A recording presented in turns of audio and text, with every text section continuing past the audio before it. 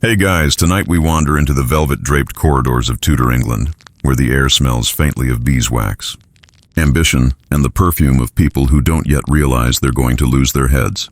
You're standing in Hampton Court at midnight, candlelight flickering against carved oak panels, and somewhere down the hall, a pair of shoes clicks too slowly to be innocent. You probably won't survive this century unless you master the art of keeping secrets, especially the romantic kind.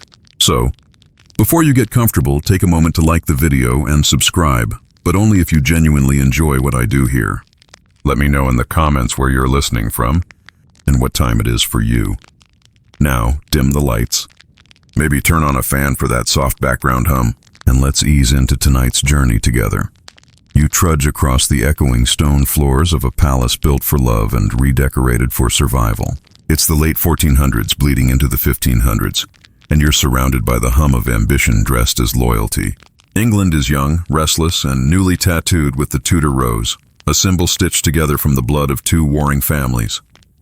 In this fragile piece, desire becomes a dangerous sport, and royal bedrooms are as political as Parliament. The first thing you notice is how quietly everyone moves. Even whispers seem to carry here. Behind each tapestry, someone's listening. Behind every smile, someone's plotting. If you've ever sent a risky text and prayed no one screenshots it, you'll understand the vibe perfectly. That's court life under the Tudors. Status is everything, privacy is fiction, and love is the quickest way to lose your fortune or your neck.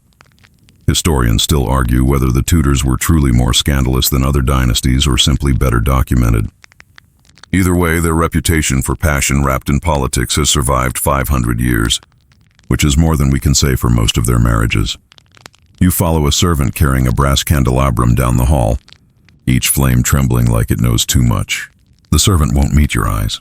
He's seen too many men whisper promises into the wrong ears. The smell of wax blends with rushes strewn on the floor and the faint scent of rosewater, used generously to disguise the absence of plumbing. Even romance had to compete with hygiene in this era, which is saying something. Ahead lies the royal apartments, a labyrinth of rooms that seem designed to confuse both lovers and spies. If a queen wanted privacy, she needed an army of ladies-in-waiting willing to play decoy. If a king wanted adventure, he just followed the sound of laughter through the maze. Somewhere between those corridors, love and politics collided daily, often leaving scorch marks on the tapestry. You pause before a portrait of Henry VII, the founder of the dynasty. His eyes follow you like he's silently calculating dowries. He married Elizabeth of York to merge rival bloodlines and end the Wars of the Roses. Romantic? Only if you find tax treaties seductive. Yet in their uneasy union, the blueprint was drawn. Love for the Tudors would never just be personal. It would always be national business. Picture it. A young woman adjusting her rough collar, knowing that one misplaced glance could be reported to the Privy Council. A gentleman bows too low, his hand brushing against her gown just long enough to suggest treason. A lady-in-waiting giggles too loud at a joke about royal favor, and suddenly everyone looks away. Flirting here is like juggling lit torches in a powder room. One mainstream, historical fact, court etiquette under Henry VIII was so rigid that men were fined for sitting in the Queen's presence without permission. Yet behind those strict walls, letters passed under pewter plates, rings carried secret meanings, and a folded corner of a handkerchief could say more than a sonnet. A fringe tidbit, less known. Love tokens sometimes contained tiny locks of hair hidden inside signet rings. Imagine sealing a royal decree with your crush's hair pressed into the wax. Awkward if the messenger delivers it to your spouse instead. You drift further, past the chapel royal. The sound of an organ floats through the air, soft as breath. Someone kneels inside, praying perhaps not for salvation, but discretion. In Tudor England, confession was both a sacrament and a security risk. Even priests couldn't promise silence when royal ears demanded gossip. You can almost feel the pressure in this place, the sense that affection must always wear armor. The courtiers learned to smile with their mouths while guarding their hearts behind lace and etiquette. And yet love still bloomed. It always does, even under watchful portraits and flickering candles. People found ways to touch fingertips under the table, to exchange glances that said, "We could lose everything for this." The night deepens. You wander through the great hall where feasts once roared with laughter and wine. The tapestries depict hunts and victories, But you know the real prey was always affection itself, chased, cornered and punished. If you listen closely, you can almost hear Anne Boleyn's laughter echoing down from the future, and the rustle of a gown that will one day change the faith of a nation. But we're not there yet. For now, the stage is being set. The players gathering, the desires sharpening like quills waiting for ink. You lean against a cold pillar, feeling centuries of stories trapped beneath the stone. The Tudors loved as if tomorrow were optional. They courted danger because, honestly, boredom was worse. Between masquerades, hunts, and councils, they wrote letters that could damn them and danced under ceilings painted with angels pretending not to notice. In this world, you realize romance isn't an escape, it's a rebellion. To love without permission, to desire someone not sanctioned by politics, is to challenge the divine right of kings. That tension hums beneath every smile and every curtsy. It's the lullaby of the Tudor court, and tonight, you're about to drift into its rhythm. As the last candle flickers, you catch a whisper from somewhere unseen. Words of affection, words that could destroy a dynasty if overheard. You don't move. You just breathe it in, the scent of wax, ink, and danger. The story is only beginning. Tomorrow's scandals are still just shadows on the wall, and the queen is still asleep, dreaming perhaps, of a world where love doesn't require strategy. For now, you stay still and listen to the heartbeat of history, soft, steady, and just a little out of tune. The corridors grow narrower as you follow the faint echo of footsteps into another morning, light seeping through diamond-paned windows, gilded dust swirling like gossip caught in motion. You've walked into the household of young Elizabeth Tudor, long before she became Gloriana, before she could command empires with a glance. She's 16, clever as a blade, and trapped between titles, neither child nor queen, both pawn and potential. You find her living under the roof of her stepmother, Catherine Parr, the last wife of Henry VIII. The king has been dead for barely a year, leaving the court a tangle of debts, widows, and half-siblings eyeing each other's fortunes. In walks Thomas Seymour, handsome, restless, and approximately one ego larger than his estate. He's Catherine's new husband, which should make him Elizabeth's stepfather. But should rarely stops a Tudor story from tilting toward scandal. You picture him as you might a dashing rogue in a Netflix drama, broad-shouldered, a little too self-aware of his charm, and constantly adjusting his doublet as though modesty were a medical condition. Historians still argue whether he truly intended to seduce Elizabeth or simply misjudged the voltage of teenage attention. But either way, the air in that household became charged enough to light candles without matches. The mornings start innocently enough. Catherine oversees the servants. Elizabeth studies her Latin. Thomas, meanwhile, finds reasons to check in on the princess. Once he bursts into her chamber before she's dressed. Another time he joins her in the garden for what he calls a playful chase, tearing her gown in the process. The official excuse? Merriment. The unofficial one? Well, let's just say even the maids begin whispering. You pause by the hearth where these moments would have unfolded. The room still smells of oak smoke and damp parchment. The scent of ambition and adolescence mingled together. Elizabeth laughs politely at Thomas's jokes, always that delicate, court-trained chuckle that says, "I see you, but I see the danger too." Catherine Parr, intelligent and kind but no fool, soon notices. One morning she finds her husband tickling the princess while the maid nervously pretends to polish silver. Instead of exploding, Catherine laughs, perhaps too loudly, and declares, "You play too roughly, my lord." Later, she orders Elizabeth sent away for her education. A mainstream historical fact, those events occurred in 1548, when Elizabeth was living at Chelsea Manor. The resulting rumors almost cost her the crown years later. A lesser-known tidbit, when the investigation later questioned Seymour's behavior, one witness recalled that he tried to cut Elizabeth's dress into 1,000 pieces in jest. It's the sort of scene you could picture as slapstick if not for the razor edge beneath the laughter. At night, you imagine Elizabeth lying awake, staring at the carved canopy above her bed, replaying each moment. She's young but trained in survival. Her father executed wives like others misplaced letters. Love in this family has a body count. And here she is, flattered, frightened, flustered, trying to calculate how much innocence she can afford to keep. Historians still argue whether Elizabeth ever returned Seymour's affection or merely endured it. Some claim her later mistrust of intimacy, her lifelong dance with emotional distance, was born in these months. Others insist she was always political first, sentimental never. What's certain is that something hardened inside her. By the time Thomas Seymour's ambitions led him to treason and the executioner's block, Elizabeth had learned that a woman's heart was safer behind armor than lace. You pass through the hallway again, the sound of your own steps mixing with imagined whispers. There's gossip even among the ghosts, servants muttering that she blushed when he entered, ladies speculating over embroidery hoops, men trading rumors over wine as though reputation were currency. Thomas Seymour's downfall comes quickly. His hunger for power exceeds his charm. He plots to kidnap the boy king, Edward Sixtons, Elizabeth's half-brother, and marry her to strengthen his claim. The plan fails. He's arrested, tried, and executed in 1549.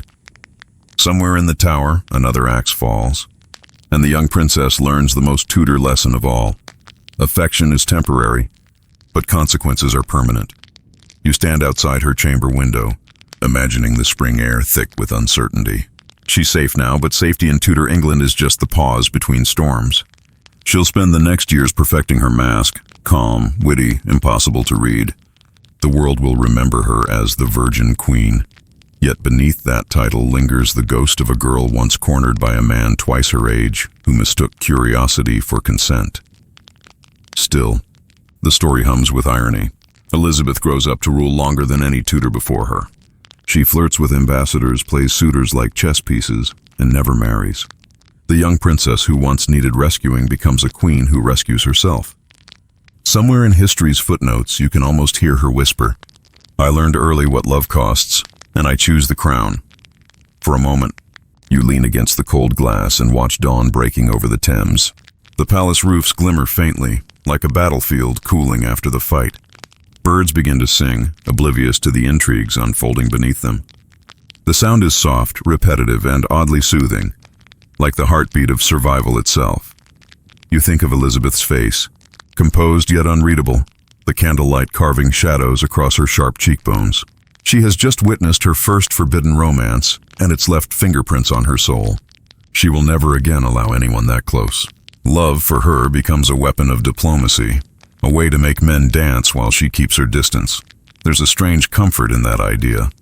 Maybe you think heartbreak is just history's most persistent tutor, and as the room brightens, you feel the rhythm of her life begin to quicken, the story moving from girlish scandal toward empire. But before crowns, before wars, before glory, there was this. One dangerous man, one curious girl, and the quiet sound of silk tearing where innocence once was. You close your eyes. The hum of the palace fades into your breathing. The lesson settles like dust on the floorboards. In the Tudor world, love is never just love. It's an audition for survival. You wake to the faint sound of scratching, quill on parchment, deliberate and careful. The morning after scandal always smells of ink and fear. You're back in Hatfield House now, where Elizabeth, recently separated from her stepmother's household, begins her next education. How to write letters that reveal nothing but say everything. You slip closer, watching her hunched over a small writing desk by the window. The quill trembles ever so slightly in her hand, not from weakness but restraint. On the table lies a folded piece of parchment addressed to My Lord Admiral, Thomas Seymour's old title.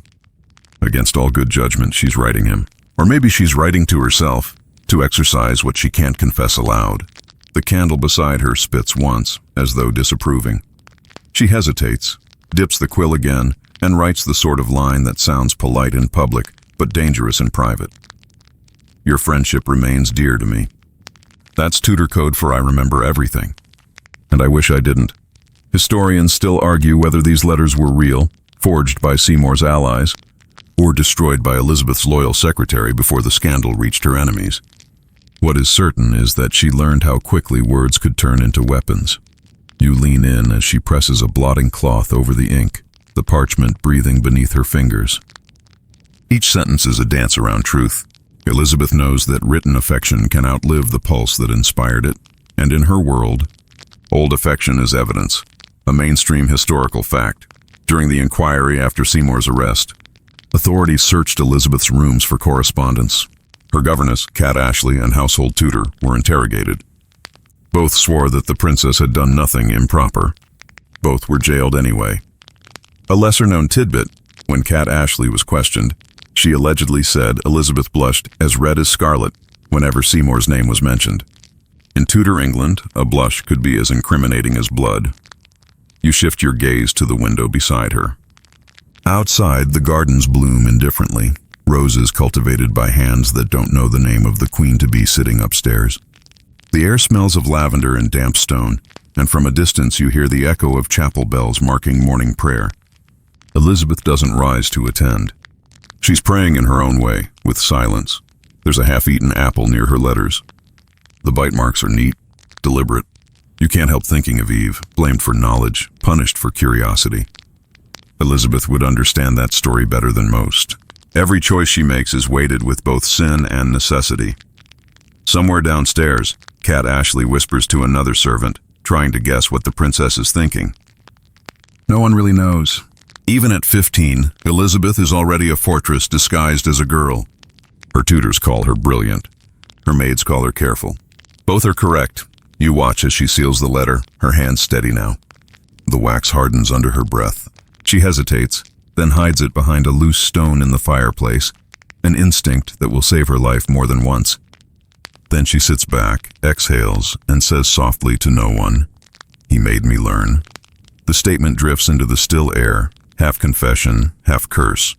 It's easy to forget that she's still a teenager, her crown yet to be forged, her heart still fumbling between defiance and duty. She's living through the world's oldest paradox, wanting affection, but fearing what it costs. You trail behind her later that day as she walks the gardens with her tutor, Roger Ascham. He's patient, bearded, endlessly lecturing about Cicero and restraint. Elizabeth listens, pretending interest in Latin grammar, but her eyes wander toward the distant horizon. The sun hits her hair like a flame waiting for oxygen.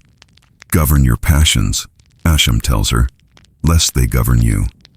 Elizabeth smiles faintly. "I have no passions, sir, only plans." It's one of those exchanges that later chroniclers write down without realizing it's prophecy. You know, watching her, that this is the moment she begins transforming pain into armor. Historians still debate whether she ever cried over Seymour's death. Some claim she turned pale when told of his execution. Others say she didn't even blink. Maybe both are true. Outward calm, inward tremor. After all, it's hard to mourn a man who nearly ruined you. You wander through the same gardens hours later, imagining the ghost of her footsteps along the gravel paths. Every hedge, every statue seems to hold its breath. You can feel England itself holding its breath, unsure what this girl will become. A breeze passes through, stirring the leaves. You catch fragments of imagined dialogue between the maids. Do you think she loved him? Love? No, she learned from him. The words dissolve into the rustle of trees. By evening, Elizabeth retreats to her chamber. She studies her reflection in a small mirror, silver, slightly warped. The face staring back at her isn't the one in future portraits yet. It's younger, untested, but the eyes are unmistakable. You see calculation there, and a quiet sort of grief that doesn't need comfort. The flicker of candlelight across her cheekbones almost makes her look older, like she's rehearsing for the throne. She touches the pearl at her neck, a gift from her father long gone, and whispers, "Never again." Then she blows out the candle. For a moment, darkness folds around her, and around you. The air thickens with unspoken thoughts, the room breathing softly like a creature at rest. The silence is almost kind. That's when you realize, this is how the Tudors survived. Not by avoiding danger, but by learning to live inside it, breathing through it, mastering the rhythm of control. You sit down on the cold stone floor, listening to the night reclaim the room. The rain begins to fall lightly outside, tapping against the glass like fingers testing a secret. Elizabeth doesn't stir. She's dreaming maybe of crowns and caution. Or maybe she dreams of nothing at all, because dreaming is dangerous when reality already threatens enough.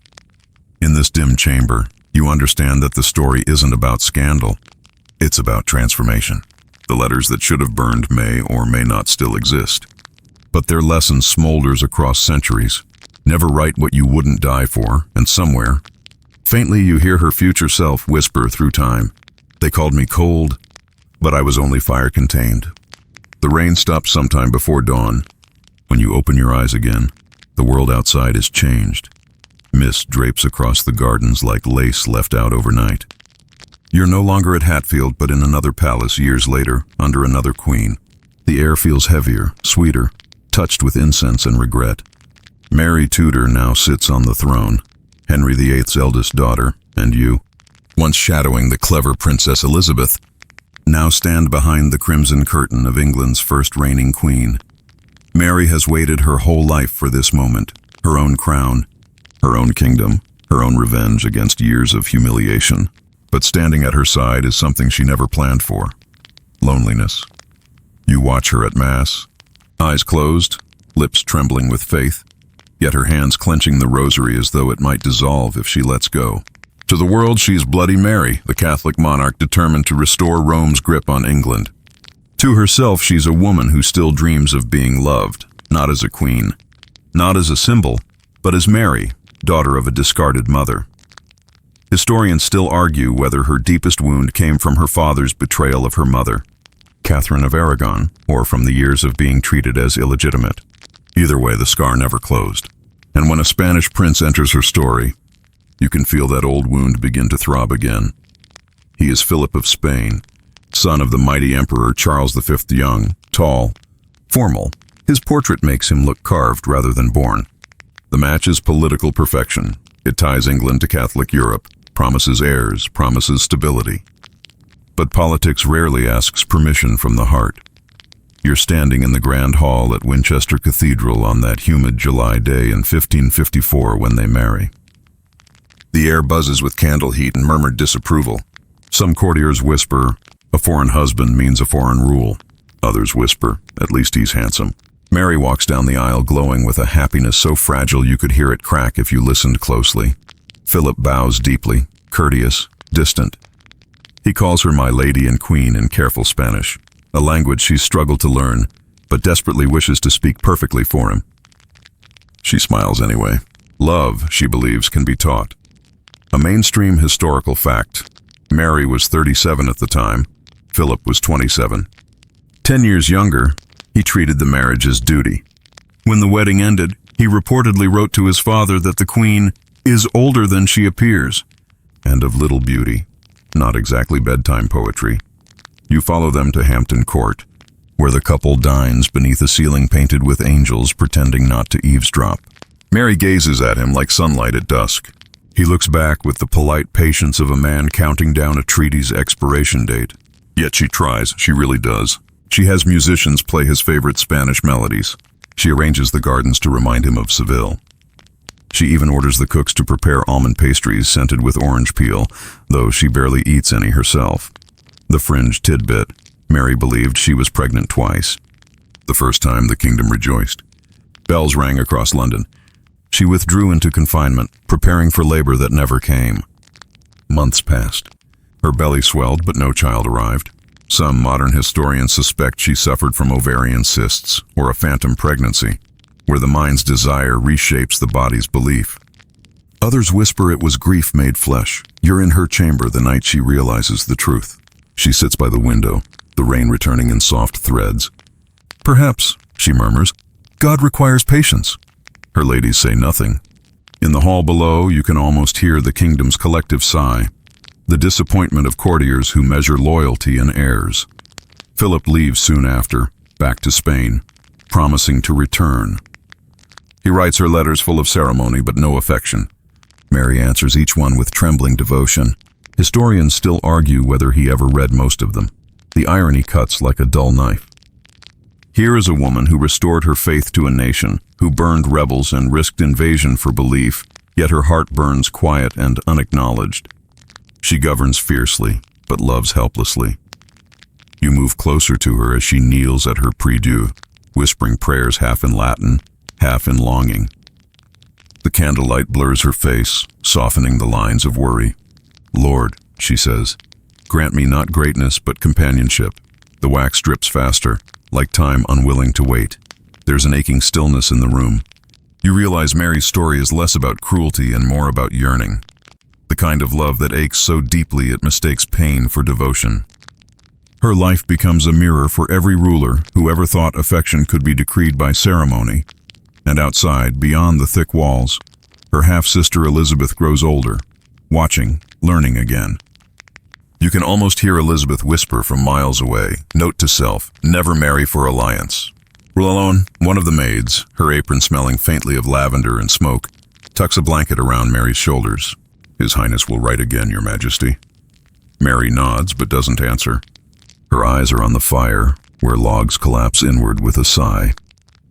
You sit with her for a while, the warmth pressing against your knees, the shadows deepening. The court outside continues its dance of intrigue, spies, sermons, ambassadors, but here for one long hour, there's only a woman watching flames and trying not to mistake them for hope. In another year, the bells will toll again, not for a birth, but for her death.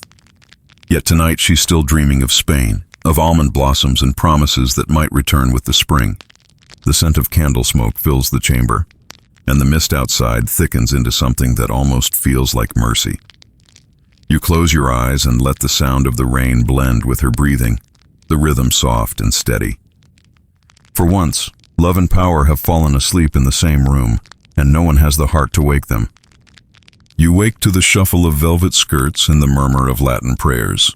The world has turned again, and the court has changed colors. The crimson of Mary's reign is fading into the pale gold of cautious optimism.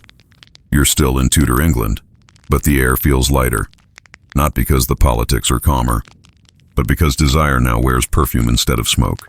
It's 1558. Mary Tudor is gone, and Elizabeth, her younger half-sister, has become queen. You stand just behind her as she walks through the echoing halls of Whitehall Palace, a small smile flickering under her controlled expression. She knows that every man in this corridor is judging her twice, once as a ruler and once as a woman. But Elizabeth, as you've learned, is fluent in the language of restraint. Her coronation gown weighs nearly 60 pounds, all gold embroidery and impossible expectation. When she kneels at Westminster Abbey, the hem spreads like sunlight across the stone floor. You can feel the weight of centuries pressing on her shoulders, and beneath it, a private vow forming. Never again will love unmake me. Yet the court around her doesn't understand this vow. To them, power without romance feels unnatural, even suspicious. Every monarch must marry, they insist. It's not just custom, it's control. Marriage produces heirs, heirs ensure stability, and stability keeps noblemen from murdering each other over breakfast. But Elizabeth looks at the pattern and sees the trap. Every queen before her who chose love lost power, or worse, her head. Historians still argue whether Elizabeth truly intended lifelong celibacy or simply used the myth of virginity as her most effective political armor. Either way, she begins turning courtship into strategy. Where Mary loved to pray, Elizabeth prefers to flirt with kingdoms. At her first council meeting, the men talk over her, as men in power tend to do. You stand behind the throne, watching her fingers trace the armrest in slow rhythm. She doesn't interrupt. She waits. Then she says, calm and sharp as a dagger under silk, I may have the body of a weak and feeble woman, but I have the heart and stomach of a king. The room falls silent. Somewhere, even the fire forgets to crackle. That's your mainstream fact of the day, Elizabeth's defiant line recorded years later during wartime, but its spirit starts here. She learns early to turn underestimation into theater. As the weeks pass, her court blooms like a stage set, nobles vying for attention, poets reciting flattery disguised as verse, and musicians composing madrigals so sweet they almost drown the gossip. Everyone watches her. Everyone speculates whom she favors. The new queen, still in her 20s, walks through that attention like a dancer across a sword's edge. There's one suitor from Spain, another from Sweden, a French duke rumored to bring a diamond the size of a quail's egg. But Elizabeth entertains them all and commits to none. They may woo me, she says once, half smiling, but they shall never own me. A fringe tidbit, she invents a ritual of calculated affection. She'll let a man kiss her hand, even call him her eyes or her sweet Robin, but always in public, always under watchful eyes. Affection becomes performance. Sincerity becomes statecraft. The courtiers whisper, she flirts with Europe, and they're not wrong. One evening you follow her into her private chamber where she stands by a tall mirror. Her ladies remove layer after layer of jewelry until she's no longer a queen, just a woman in her night shift, pale and thoughtful. "They will want me to marry," she murmurs. "But I will not give England a foreign master. Nor will I give my heart to a fool." She turns to her reflection, then to you, as if she senses your presence. The trick, my friend, is to let them all believe they have a chance. The candlelight shivers. You realize how lonely that statement sounds. Historians still argue whether Elizabeth ever loved anyone at all. Some say her heart died with Thomas Seymour. Others point to a certain man waiting in the shadows, Robert Dudley. But that's another tale. Tonight, it's enough to watch her learning how to wield charm the way her father wielded a sword. You follow her to a court masque, a lavish evening of music and allegory where courtiers dressed as gods and spirits perform flattering scenes for the queen. The musicians tune their lutes. The air smells of rose oil and warm wax. Elizabeth sits beneath a canopy of gold thread, smiling at the spectacle. Yet you can tell she's somewhere else entirely, watching, calculating, deciding who might be useful and who might be dangerous. When one of the performers, an Italian ambassador, bold and poetic, presents her with a sonnet comparing her to Venus, she laughs lightly and says, "Flattery is the one art England never lacks." The court laughs too, but her eyes stay distant. You sense it then. She enjoys admiration, but never warmth. Praise is currency. Love is liability, and yet the irony remains. The men who serve her will fall in love with her anyway. It's almost a requirement. The queen's attention becomes the highest form of oxygen. You'll see them later. Nobles pacing at night, poets losing sleep, generals swearing devotion, while secretly terrified she might believe them. Outside, the Thames murmurs softly under the moonlight. You and the queen walk alone through the gallery, the river light casting silver across the windows. "Love is a fine instrument," she says, "but I prefer to play it rather than be played." She smiles faintly, the kind of smile that hides exhaustion behind brilliance. In the silence that follows, you think of Mary's tears, of Catherine Parr's fears, of Anne Boleyn's laughter. Elizabeth carries all their ghosts like heirlooms, proof that every Tudor woman loved too hard and paid too much. She's determined to be the exception. A clock chimes somewhere down the hall. She pauses, glances toward the sound, and whispers, "Time is my only husband." It never betrays. Then she turns and walks away, her steps echoing down the polished floor like a verdict. You linger a moment longer, watching the shadow she leaves behind. It stretches long, almost regal, and yet heartbreakingly alone. The court will spin tomorrow with new gossip, new suitors, new poems. But tonight, the queen sleeps alone by choice. And as you stand there, listening to the faint rustle of silk fading into silence, you realize something tender amid the power. Elizabeth isn't avoiding love. She's redefining it, turning it into loyalty, into nationhood, into survival. The air grows still.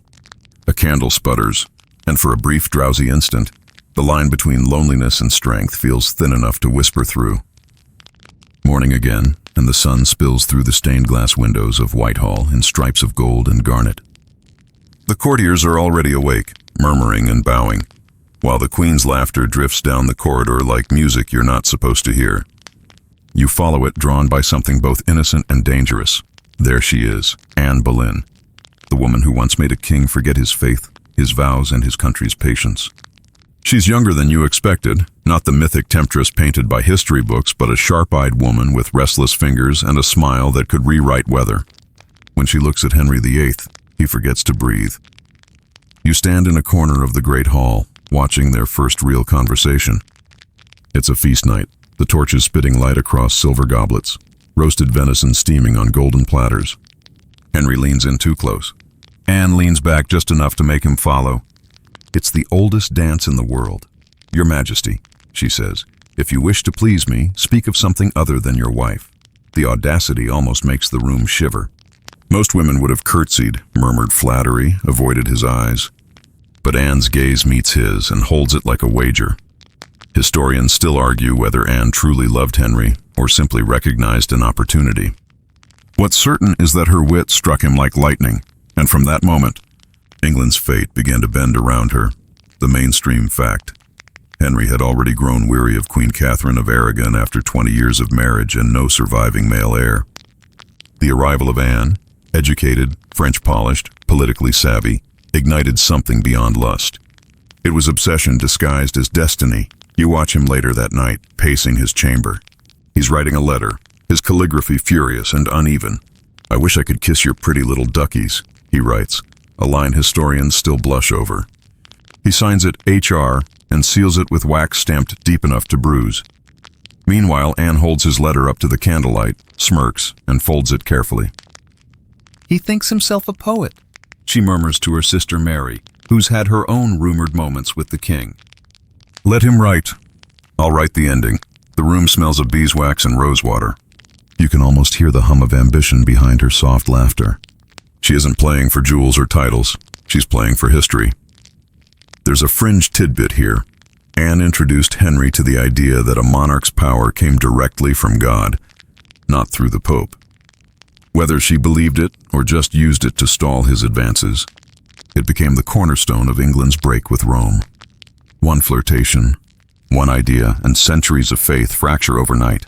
But right now, all you see is a woman walking a tightrope between affection and annihilation. She sends his letters back unopened, claiming virtue. He responds by banning her from court so he won't appear weak. Within weeks, he recalls her, because missing her hurts worse than defiance. You wander through the gardens of Greenwich Palace where they meet in secret walks. Anne wears a dark green gown that catches the sunlight like moss after rain. Henry's laughter carries across the hedge maze, booming, boyish. He calls her sweetheart. She calls him Your Grace until one day she doesn't. "Do you love me?" he asks. "I believe I might," she says. "When I am your queen." You can feel the kingdom tilt slightly at that sentence. The servants stop talking when she enters a room. The bishops start drafting arguments. Catherine prays harder. Everyone senses the storm coming, but the air is thick with denial. Historians still debate whether Anne's refusal to become his mistress was a matter of morality or strategy. Either way, it worked. Henry begins petitioning Rome for annulment. The Pope hesitates. Spain protests. Europe gossips. And the English court becomes a theater of whispers. Anne walks through it all like someone immune to gravity. You catch her in the chapel one evening, her lips moving in silent prayer, or maybe rehearsal. "If he breaks the world for me," she whispers, "let me be worth the ruin." But love, in Tudor England, never stays private. It becomes doctrine, policy, war. Soon Catherine is exiled and Anne is crowned. The city erupts in divided cheers and curses. Bells ring, but not everyone celebrates. You can almost hear the sigh of the old faith collapsing under the weight of a kiss. One night, months after her coronation, you stand outside her chamber. A nurse passes by carrying the newborn Princess Elizabeth, her cry thin but strong. Anne looks at her child with both joy and panic. Henry wanted a son. The silence that follows feels louder than any trumpet. Mainstream historian once called this the moment when triumph turned to waiting. You see it clearly, Anne holding her daughter, while already sensing the chill of disappointment. In the months that follow, Henry's affection cools, the court sharpens its knives, and Anne's laughter fades. But tonight she's still radiant. She believes she's changed the course of history. And she has. As she rocks the infant in her arms, the firelight flickering across her face, she hums softly. "Sleep, my little queen." You can't help but smile, knowing the irony to come, that this child will outlive them all, that the crown Anne dreamed of will one day rest on Elizabeth's head. Historians still argue what Anne truly felt in her final years. Was it regret, or pride, or both? But in this moment, she's just a woman in love, daring to think her story might end happily. The night deepens, the torches dim, and the corridors quiet down. You can almost smell the ink drying on another one of Henry's letters, promising eternity while already searching for escape. Anne Boleyn closes her eyes, the world still believing her triumph is complete. But you, standing in the corner of history, know better. In the Tudor court, love always writes its vows in disappearing ink. The morning smells of violets and intrigue. You're walking the narrow corridor that leads to the Queen's privy chamber, where the air feels too still for comfort. Servants tread lightly, as though afraid that sound itself could betray them. The silk of Anne Boleyn's gown whispers across the floor like a warning. It's been a year since Elizabeth's birth, and the shine of royal favor is fading like gold paint in rain. Henry's temper now changes faster than England's weather. You see it in the way courtiers look at the floor when he passes, and in the way Anne keeps her smile rehearsed, steady, uncracked. This is where you begin to notice how affection turns into politics, and politics into survival. Anne knows the king's heart drifts. His eyes wander toward Jane Seymour, a quiet lady in waiting with pale skin and folded hands. Anne can feel it like a cold draft sneaking under the door. She starts to double down, more wit, more charm, more daring glances at council meetings. But Henry has grown tired of sparring. He wants softness now. You see it clearly during supper. The king jokes about hunting, his laughter booming across the room, and Anne, sharp as ever, replies, "Perhaps, Your Majesty, if you hunted less and ruled more, the treasury would stay full." It's clever, accurate, and fatal. The men laugh nervously. Henry doesn't. Historians still argue whether that night marked the beginning of her fall, but most agree that it was around then the whisper campaign began. You can almost hear it behind the tapestries. Gentlemen murmuring that the queen is too proud, bishops calling her the concubine, servants claiming she dabbles in witchcraft, a mainstream historical fact. Anne was accused of giving Henry a bewitched heart. Her enemies claimed she had ensnared the king with sorcery. In truth, her only magic was intelligence, and England was rarely kind to intelligent women. You pass through the Queen's chamber. The scent of rosemary and ink lingers. On her dressing table lie small gifts, ribbons, poems, a miniature portrait of Henry painted years ago before disappointment carved its lines. She picks up the portrait now, studies it quietly, and says, "Even God must tire of watching me beg for affection." Her Lady Margaret Wyatt pretends not to hear. In court life, silence is mercy. Then there are the gifts that tell stories of another kind. A small medallion etched with a falcon holding a scepter, the Boleyn crest, was meant as a symbol of triumph. Now it's a relic of defiance, and the most dangerous of all, a gold locket with a tiny portrait of Henry inside, resting against her skin. When Jane Seymour appears wearing a similar locket days later, Anne snaps. "She flaunts my husband like a trinket," she cries, and the walls remember it. The fringe tidbit. Jane's locket was said to click open whenever she breathed, the tiny hinge snapping faintly like a pulse. Servants whispered that Anne could hear it from across the room. You follow Anne into the garden. The air is heavy with spring. She's talking to her brother George, the only person she still trusts completely. "If the king has tired of me," she says, "he shall tire of England soon after." Her voice trembles, not with fear but disbelief, the shock of realizing that the man who shattered heaven for her now sees her as an inconvenience. George squeezes her hand. "Sister, you have given him a daughter. She is his legacy." Anne smiles faintly. "And that will be my only defense." You stand by the yew hedge as they walk, their shadows stretching across the path like two fates tied together. The gardeners nearby pretend not to listen. They always pretend. Historians still argue whether Anne truly plotted revenge or simply became the scapegoat for a king desperate for a son. Some say her temper doomed her. Others say she never had a chance. What's certain is that the rumors soon grow teeth. You watch as Henry begins sending coded gifts to Jane Seymour. One, a small purse of coins. Another, a folded note Anne will never see. His courtiers start avoiding the Queen's gaze, the surest sign of danger in Tudor politics. Even the musicians change their songs, less romantic madrigals, more cautious hymns. Anne tries to fight back. She commissions a new gown embroidered with the falcon rising from flames, a not-so-subtle reminder of resurrection. When she enters Mass wearing it, the entire court holds its breath. The message is clear, she's not done yet. But ambition in this court is a double-edged sword. You can feel the knives sharpening in the shadows. Thomas Cromwell, once her ally, now aligning with her rivals. There's talk of new laws, of unfaithfulness, of evidence to be found. That evening, you linger by her window as she writes a note to Henry. "My lord," she pens, "if it be true you no longer love me, then I desire only to know why." Her handwriting trembles slightly at the edges, the words half plea, half pride. She seals it with wax pressed from her own signet, her last mark of authority. Later, she stands by the window, the air crisp and restless.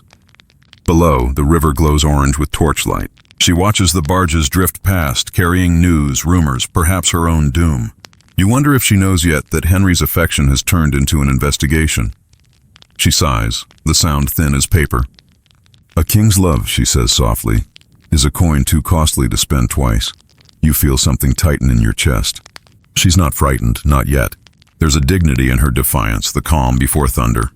She adjusts her ring, the one engraved, the most happy, and smiles faintly. "Let them come," she whispers.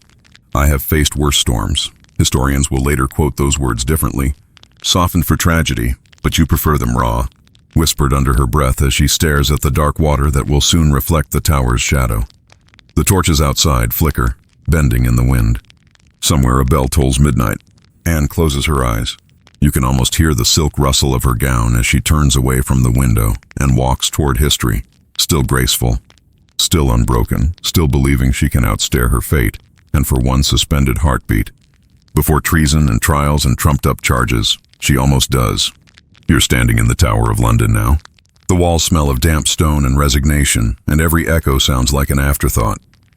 Anne Boleyn's laughter, once sharp enough to slice through protocol, has been replaced by a kind of eerie calm. You realize that in Tudor England, love stories never end. They just run out of witnesses. The morning fog drifts through the arrow slits. Somewhere below, a guard coughs. The air tastes of iron. Anne sits by the narrow window, her hands folded neatly in her lap.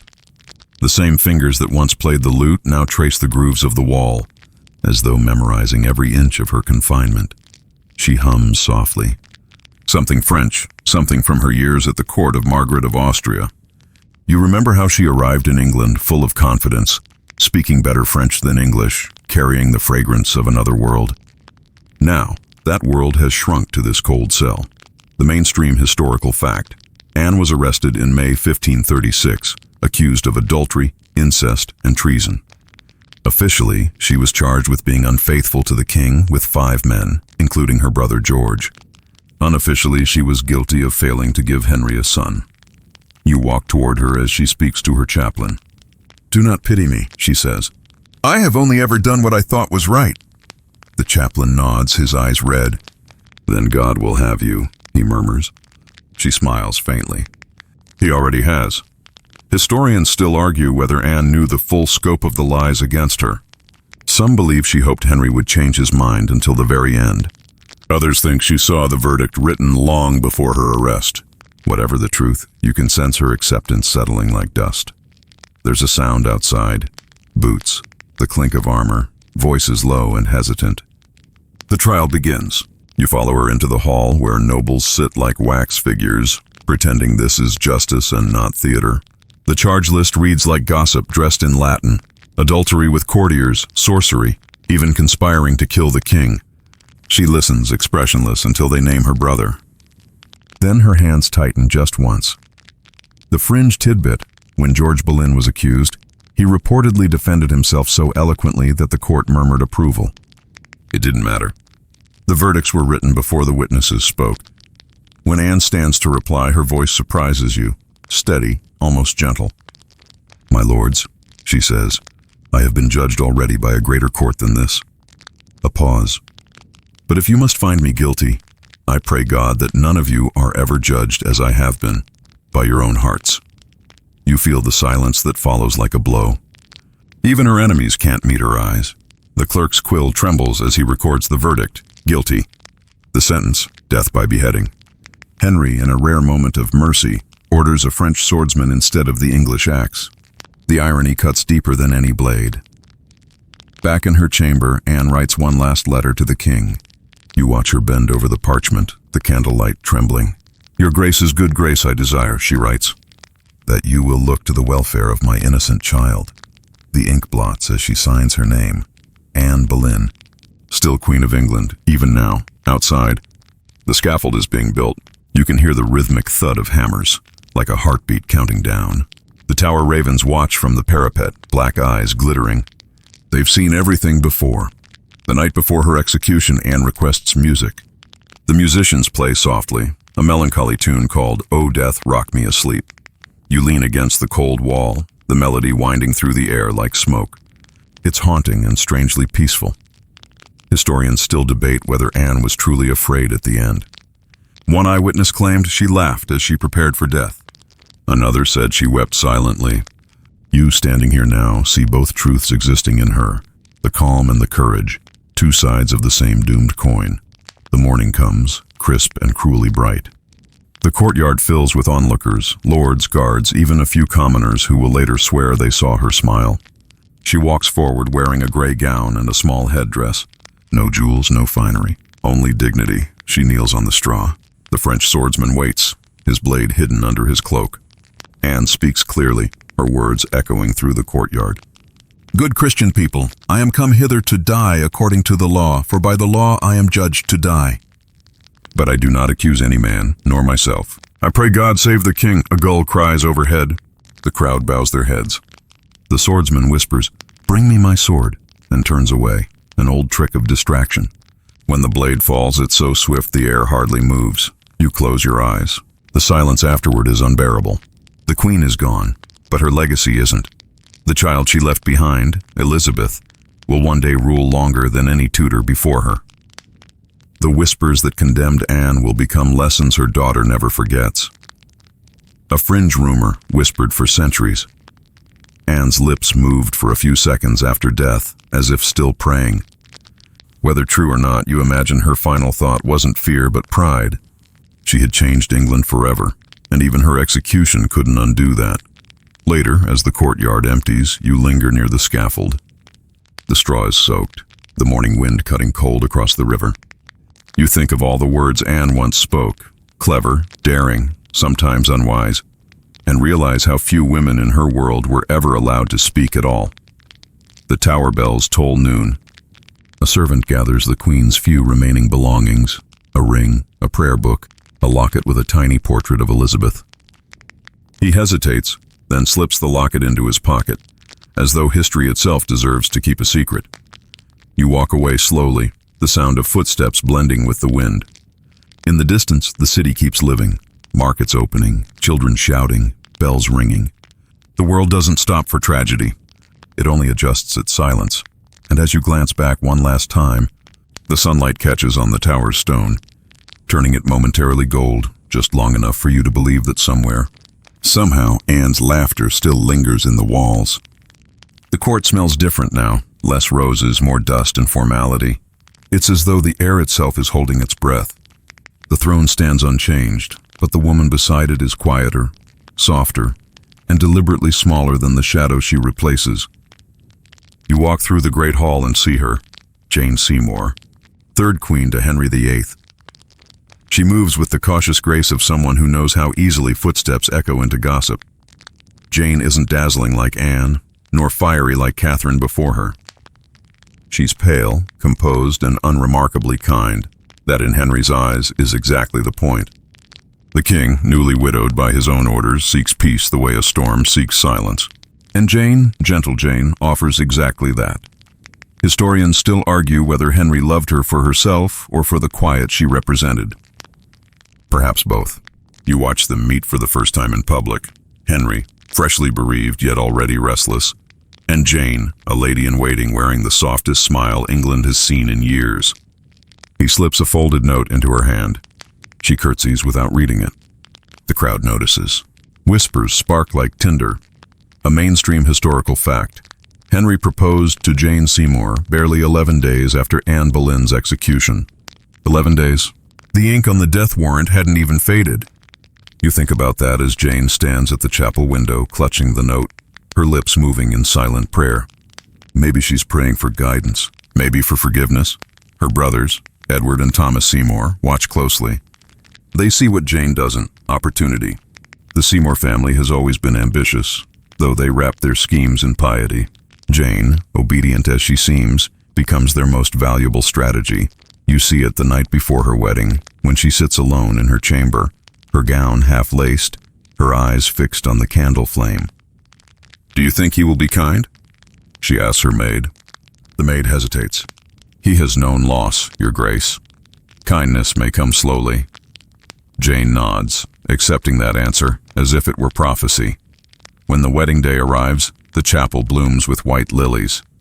The guests dress in subdued colors. No one dares mention Anne. Henry, large and resplendent in cloth of gold, looks like a man reborn. Jane looks like she's holding her breath. As the vows echo beneath the vaulted ceiling, you feel the ghosts of the past two queens lingering. The incense burns thickly.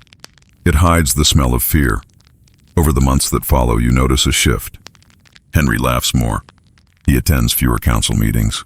He hunts again, loudly, proudly. Jane, meanwhile, becomes a master of subtlety. She never contradicts him. When he rants, she listens. When he sulks, she suggests a walk. And when he remembers Anne, she says nothing at all. A fringe tidbit. Jane once convinced Henry to reconcile with his estranged daughter, Princess Mary. It's a small act of diplomacy, one historians often overlook. But it tells you everything about her. She rules not by force, but by softness. The court begins calling her the Pacific Queen. You follow her through the palace gardens, where she spends long afternoons feeding swans. She smiles faintly when courtiers bow, but never for too long. She's learned to make gentleness a shield. Historians still debate whether Jane's love for Henry was genuine or purely dutiful. The letters suggest affection, but her silences suggest caution.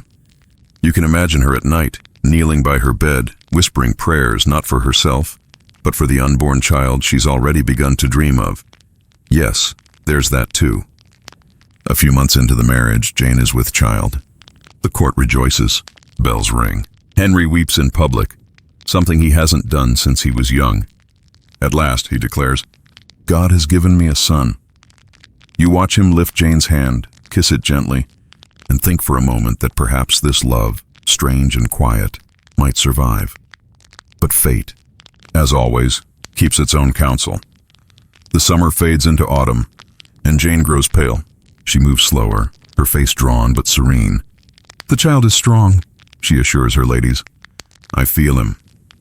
The word him spreads through the palace like sunlight through shutters. You stand near her chamber in October 1537 when the bells finally ring again.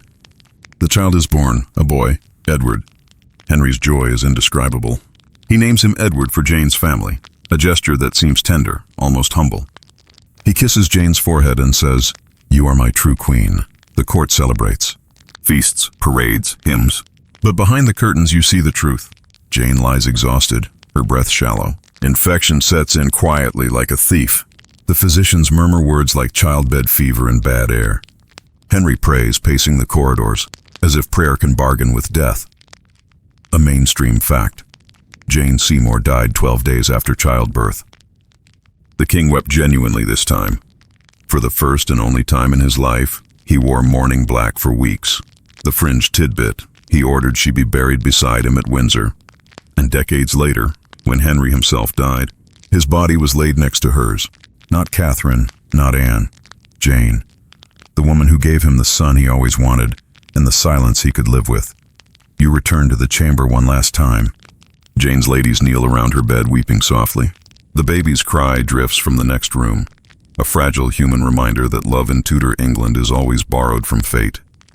Jane's eyes flutter open. "Tell His Majesty," she whispers, her voice barely audible, "I would have given him another."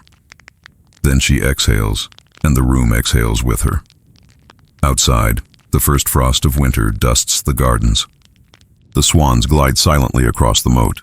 You stand in the doorway, feeling the strange stillness that follows when a story ends too soon. Historians often call Jane Seymour the only one Henry truly loved. Maybe they're right, or maybe he just loved her absence. The perfection of someone who never lived long enough to disappoint him. You watch the candle flame tremble, then settle. And for once in this restless kingdom of ambition and betrayal, love ends not in scandal, but in silence. The kingdom exhales.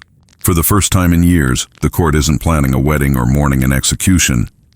Henry VIII walks slower now, thicker in waist, heavier in step, yet quieter too.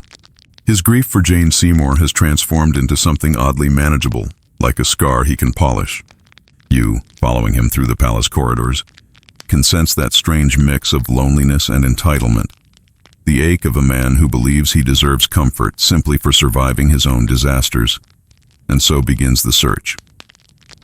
You stand beside Thomas Cromwell, the king's master of everything, politics, religion, scheming, while he unrolls a painted portrait. Her name is Anne of Cleves, Cromwell says. The painting shows a calm young woman with downcast eyes, modest smile, and just enough mystery to make her look safe. Henry nods approvingly. She looks fair. He says this like a man ordering furniture. Historians still argue whether Hans Holbein, the painter, deliberately softened her features to please the king or simply captured her at her kindest angle. What's certain is that this portrait will start one of the strangest courtships in English history, a mainstream historical fact. Henry married Anne of Cleves sight unseen in 1540 to cement an alliance with her brother, a Protestant duke in Germany. The union was meant to strengthen England's position against Catholic Europe. It was politics dressed as affection, diplomacy wrapped in lace. When Anne finally arrives in England, you join the court rushing to greet her. The wind off the channel bites your face as her carriage rolls through the muddy streets. She's taller than expected, rosy-cheeked from the cold, dressed plainly but richly. You hear the murmurs ripple through the crowd. She's no beauty. But she looks kind. Then Henry decides to surprise her. He rides ahead in disguise, yes, disguise like a teenager in a romantic comedy, and bursts into her chambers unannounced, expecting delight. Instead, Anne bows politely, unrecognizing. She mistakes him for a messenger. Henry, mortified, storms out, muttering, "I like her not." The phrase spreads through the palace like wildfire. By nightfall, even the kitchen boys are repeating it. The fringe tidbit, some witnesses claim. Henry complained that Anne smelled like a Flanders mare. Others say it wasn't her looks at all, but her lack of flirtation that doomed her. After years with clever, manipulative women, Henry didn't know how to handle honesty. You see it clearly during their first dinner together. Anne tries to make conversation about falconry. Henry stares at his plate. When she smiles, he shifts uncomfortably. She asks, "Does your Majesty not enjoy music?" He grunts something about preferring silence. You can almost hear his pride cracking under the weight of awkwardness. Historians still debate whether Anne truly was unattractive or whether Henry simply needed an excuse to save face. The court, terrified of contradicting him, agrees with whatever insult he invents. Cromwell, who arranged the match, feels the noose tightening. You follow Anne in her first days as queen. She walks the long galleries of Hampton Court, examining tapestries she can't yet read. The servants treat her kindly but cautiously. She smiles anyway, greeting them in her careful English. "Good morrow." When she laughs, an easy, unguarded sound, you realize she doesn't yet understand she's already been rejected. One morning, she kneels at chapel. You stand beside her, hearing her whisper, "I shall please him in patience." It's both vow and resignation. The annulment process begins quietly, politely, like someone folding away a dream. Henry declares the marriage unconsummated. Anne doesn't argue. Instead, she signs the papers, bows, and thanks him for his gracious kindness. You'd expect bitterness, but what you find instead is relief. A fringe anecdote, after the annulment, Henry gives her the title, the King's beloved sister, along with estates and an income generous enough to ensure comfort for life. Unlike his other wives, Anne keeps her head and a sense of humor. When she hears of Henry's next marriage to Catherine Howard, she supposedly laughs and says, "Well, good luck to him." Historians still argue whether Anne ever truly cared for Henry or merely played her role to survive. She visits court occasionally, exchanging polite greetings with the man who once called her mayor. Oddly, he comes to respect her. She remains in England, learns the language fluently, rides well, hosts small gatherings where music and laughter flow easily. You almost feel she's the only Tudor wife who ends her story in peace. Years later, when Henry grows ill and swollen, you imagine Anne reading the news quietly by her hearth, sipping warm wine.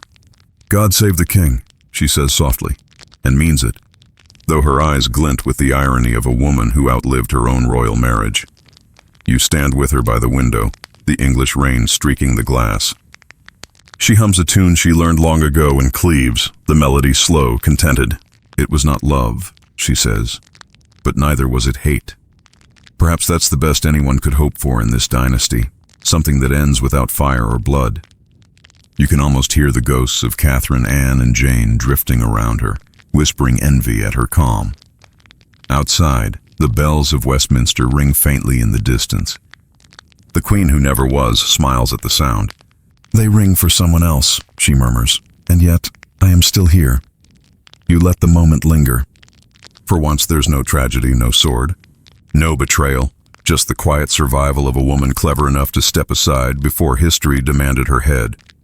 When she turns to leave the room, her footsteps make no sound, only the faint rustle of silk, like a sigh of relief finally set free. The year is 1540, and you can feel the court holding its breath again, like the hush before thunder. You've watched Henry VIII marry and discard queens like pages in a ledger, and yet here he is once more, walking faster, talking louder, his confidence briefly resurrected. The courtiers whisper, "His Majesty is in love again." You follow the rumors to a girl who can't be more than 17, Catherine Howard. She's small, bright-eyed, and devastatingly unprepared for what awaits her. You first see her in the Queen's apartments, her laughter spilling across the polished floors like sunlight. Her gowns are pastel-colored, her manners charming but careless. To the king, she looks like spring come to heal his winter. To everyone else, she looks like trouble wrapped in silk. Historians still argue how Catherine, niece to the powerful Duke of Norfolk, managed to capture Henry's attention so quickly. Some say it was her youth. Others say it was her resemblance to Anne Boleyn, her cousin. Whatever the reason, the king, now nearly 50, swollen, limping, and half consumed by ulcers, calls her his rose without thorns.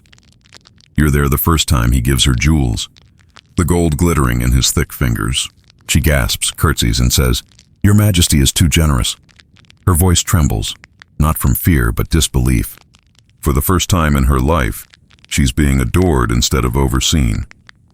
A mainstream historical fact, Catherine had been raised in the household of the Dowager Duchess of Norfolk, a noblewoman whose home was more chaos than discipline. The young girls slept in shared chambers with little supervision, and Catherine grew up amid whispers, laughter, and reckless affection. Her innocence was never protected. It was merely assumed. The fringe tidbit, one of her former admirers, Francis Derham, had called her "my wife" in those days, a phrase that would later echo in court as proof of guilt.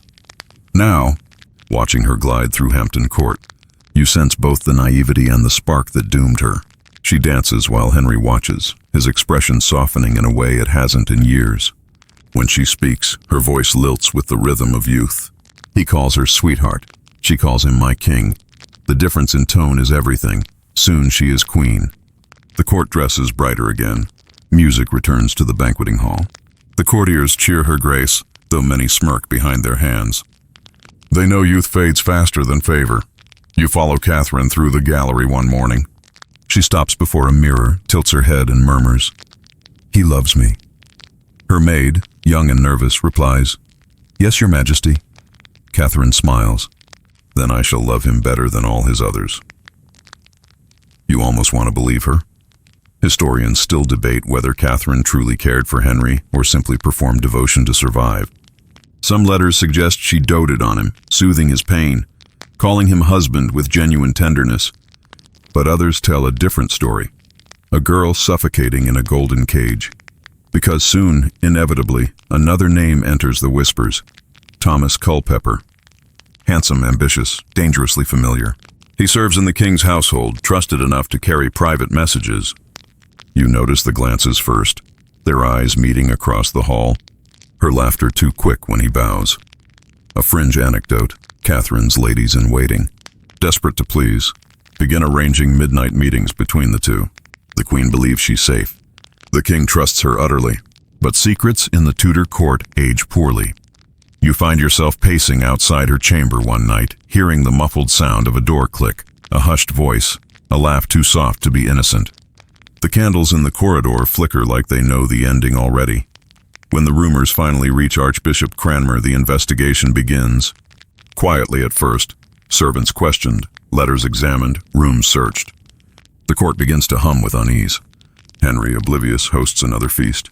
You watch him raise a goblet, toasting to his beloved jewel. He doesn't know the jewel has already cracked. The discovery comes like a thunderclap.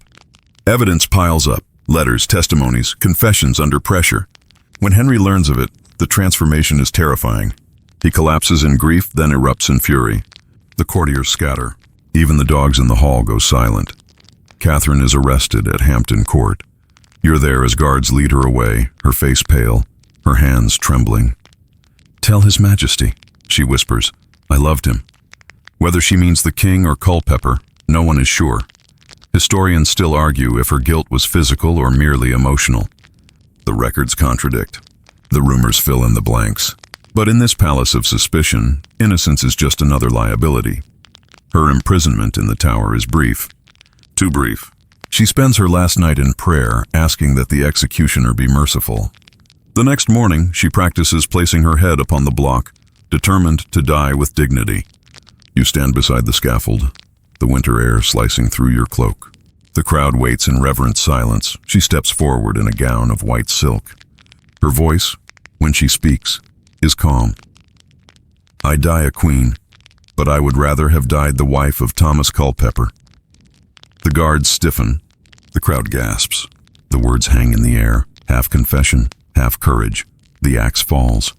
The king doesn't attend, but later that evening, he sits alone in his chamber, staring into the fire. You watch him mutter, "She betrayed me," then softer, "I made her what she was." A fringe rumor persists, that Henry dreamed of Catherine's face for months afterward, always smiling, never accusing. Some nights he would wake shouting, "Away, away," as though she were still dancing through his sleep. You walk the empty corridors after her death. The music is gone again. The laughter has withered. The tapestries hang heavy, soaked in silence. Every footstep sounds like a memory Henry can't outwalk. At the far end of the gallery, sunlight spills through the tall windows. Dust motes drift, soft and golden. For a brief, aching moment, you imagine Catherine dancing there again, spinning, carefree, alive in the only way she ever knew how to be. And then, as always in Tudor love, the vision fades. The corridor remains empty, the crown remains cold, and the music of another doomed romance fades into history's long, quiet sigh.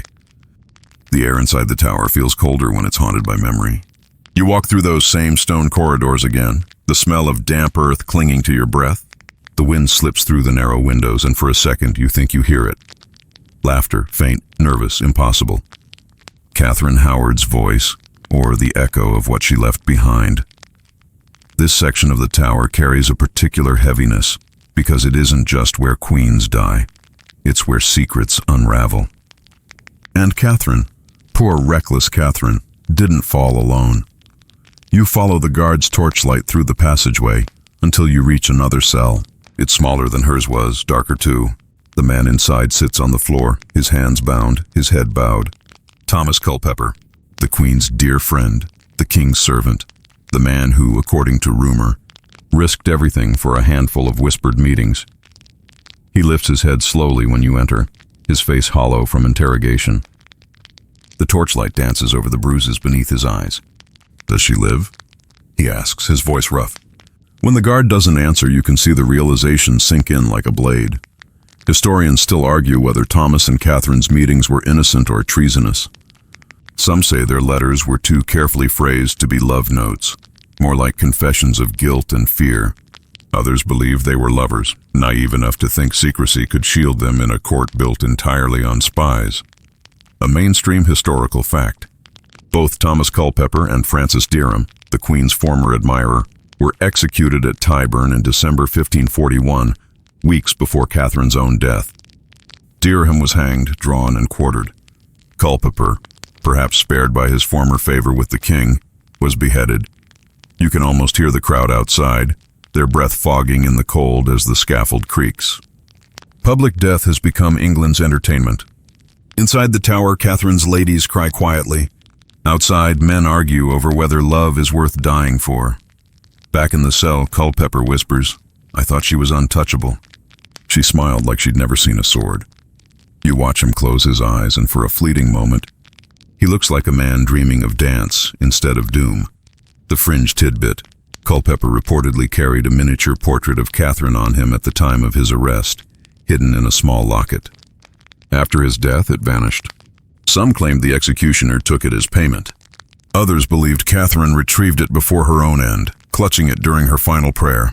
The king, meanwhile, retreats into silence. You stand in his private chapel as he kneels alone, his lips moving without sound. He doesn't pray for her soul. He prays for his own. He mutters, "I trusted too much." Then, they all betray. His words echo against the vaulted ceiling, swallowed by the darkness. Historians still debate whether Henry's rage came from heartbreak or humiliation. Likely both, but one thing is certain. From this point forward, his heart hardens. Love will never again rule him. It will only orbit his power like a faint and fading moon. The courtiers move on quickly, as they always do. You walk among them, hearing snippets of conversation, half pity, half calculation. "Such a pity," one woman sighs. "Such folly," says another. The men nod, pretending outrage while privately relieved that the king's fury has found another target besides themselves. But in the quieter corners, among the servants and scribes, stories linger. They tell of how Catherine once tried to reach the chapel before her execution, desperate to pray one last time. They say she screamed to be allowed near the altar, that she wanted forgiveness. The guards held her back. Her final words on the scaffold were almost too soft to hear. "I die a sinner, but I die true." The story of Catherine and her lovers becomes a cautionary tale whispered to every maid and courtier thereafter. Never let your heart outrun your caution. You wander the gardens outside Hampton Court months later. The trees are bare now, their branches black against the winter sky. The king no longer walks here. The courtyard feels abandoned, the laughter gone. You stop near a patch of frozen grass where Catherine used to dance, and you swear the frost glitters differently there, like it remembers her. The court's gossip begins to quiet, replaced by a collective weariness. Another queen gone, another promise broken. Even the poets stop writing love verses. The music becomes slower, sadder. One of the few who dares to speak her name aloud is an old servant who once brushed her hair. "She was kind," the woman murmurs to you, "and foolish. Kindness and folly are cousins in palaces." You linger by the Thames that night, watching the moon reflected on the black water. It trembles with the current, silver and temporary. The same river carried Anne Boleyn to her doom. Now it carries Catherine's ghost. Both cousins, both dreamers, both undone by the same combination of charm and youth. A fringe rumor, years after Catherine's death. A night guard at Hampton Court claimed to see her running down the long gallery, white gown flowing, mouth open in a silent scream. They call it the Screaming Lady. The story survives centuries longer than her name. You turn away from the river and begin walking back toward the palace. The torches flicker in the distance, throwing long, restless shadows. It strikes you that the tower and the court are not opposites, they are mirrors. One kills the body, the other kills the spirit, and both call it duty. As you pass the great hall, you hear the faint echo of a lute, some new musician practicing for a feast that will celebrate the next marriage, the next queen, the next round of hopeful beginnings. The melody is sweet, aimless, and terribly human. You close your eyes for a moment, letting it wash over you and whisper to no one. The servant and the queen, both loved, both lost, both forgotten. The wind carries your words away, mingling them with centuries of secrets. And above it all, the moon continues its patient reflection, round, watching, indifferent to the rise and fall of every heart that ever dared to love in Tudor England. The years have worn the palace thin. The laughter is quieter now, the music duller, and Henry VIII moves like a shadow of himself, half legend, half wound. You follow him through the corridors of Whitehall as he leans heavily on a cane, his face swollen, his eyes still sharp but clouded with suspicion. He has outlived not only 5 wives, but most of the illusions that kept him warm. And yet, against all expectation, there is one more love story left in him. Her name is Catherine Parr. You first see her in the royal chapel, kneeling among courtiers too cautious to pray too loudly. The sunlight from the high windows touches her face, and for a brief moment, she looks more saint than stateswoman. She's older than Henry's previous brides, closer to 30 than 20. With a calm presence that silences gossip before it starts. Widowed twice, learned in languages, quick with both wit and mercy, Catherine isn't a conquest. She's a refuge. Historians still argue whether Henry chose her or whether she allowed herself to be chosen. What's certain is that she didn't swoon, didn't tremble, didn't try to please him. When he proposed, she hesitated. "I would rather be his subject than his wife," she confessed to a friend. But kings don't take no easily, and perhaps Catherine saw that her best defense was to turn marriage into ministry, a mainstream historical fact. Catherine Parr became Henry's sixth and final wife in 1543. She was the first English queen to publish a book under her own name, Prayers or Meditations. Her intellect matched her diplomacy, and her survival instinct bordered on divine. You walk with her through the privy garden in early spring. The king sits in a chair of carved oak, leg bandaged, temper brittle. Catherine reads to him from scripture, her voice low even. He relaxes. His eyelids flutter. For a few minutes, the monarch who once broke empires drifts toward peace. But peace is never safe in Tudor England. There's another man in this story, Thomas Seymour. Yes, the same ambitious family again.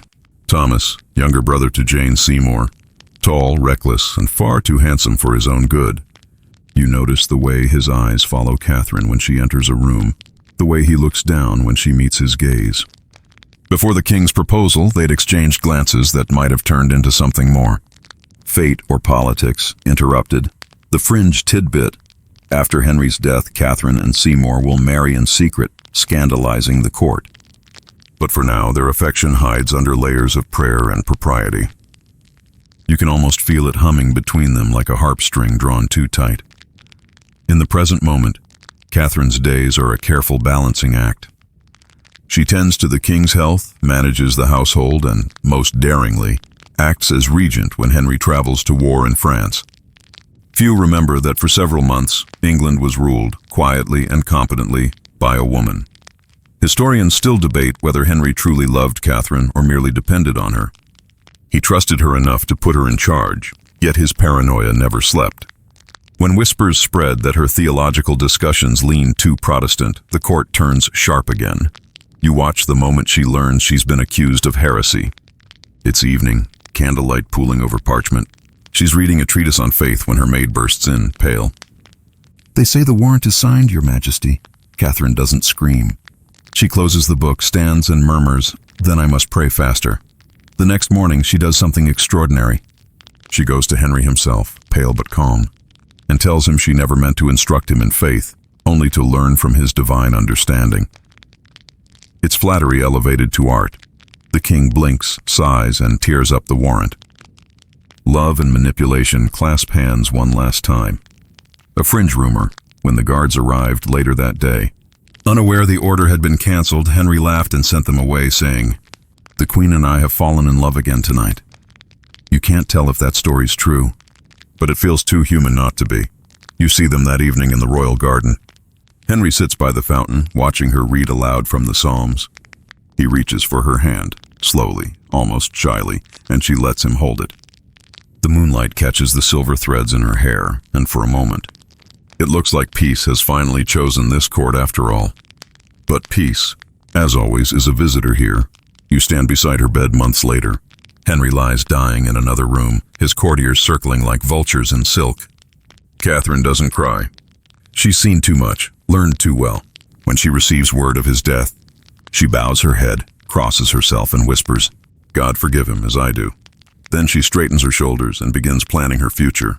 Historians still argue whether she grieved deeply or simply accepted relief. Within months, she remarries Thomas Seymour, the man she once almost loved. The court gasps, the council disapproves, but she, finally free, dares to follow her heart. For a little while, it even feels like joy. You catch glimpses of their brief happiness at Chelsea Manor, Catherine teaching her stepdaughter Elizabeth to play the lute, Thomas pacing the garden, dreaming of influence. But joy here never lasts long. Catherine dies a year later in childbirth, leaving behind an infant daughter and a trail of questions history will never answer. You stand in the quiet of her chamber, the same stillness that ended all the others. A book lies open on her bedside table, the words blurred with age. As the root of wisdom is fear of the Lord, so the fruit of love is mercy. It feels fitting. Because in the great tangle of Tudor love, lust and politics, ambition and faith, Catherine Parr alone managed to make mercy her ending note.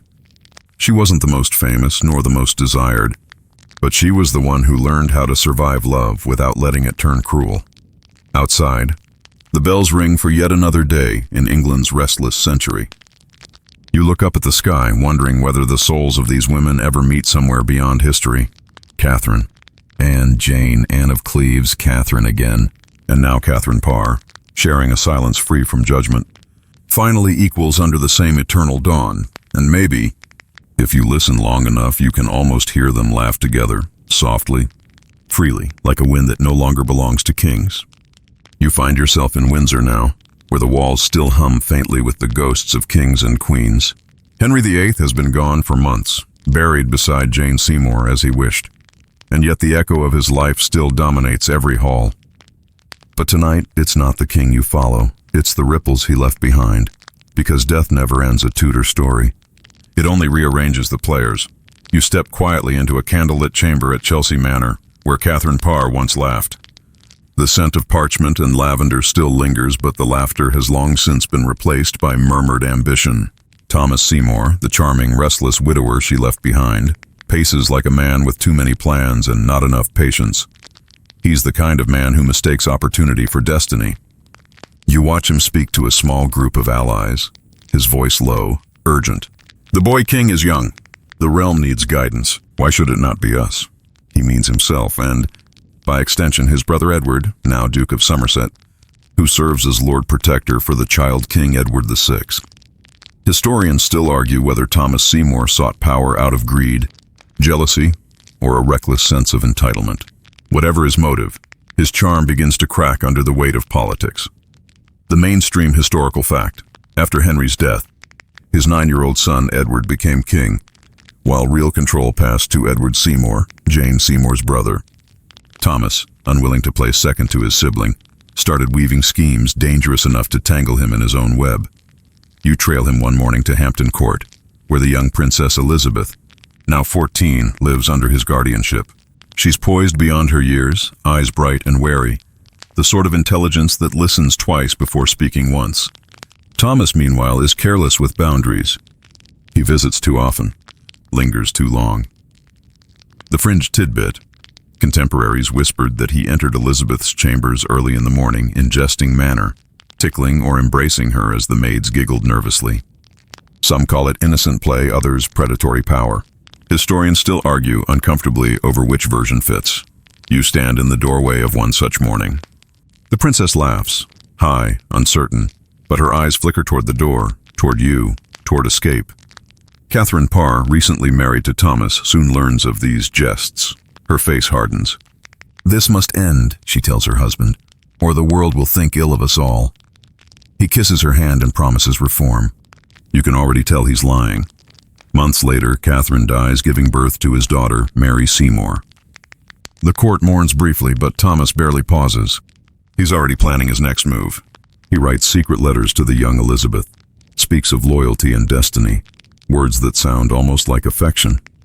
You realize then that for Thomas, love and ambition are identical twins. Historians still debate what Elizabeth truly felt. Some think she admired him, others that she learned from him, how charm corrodes, how control disguises hunger.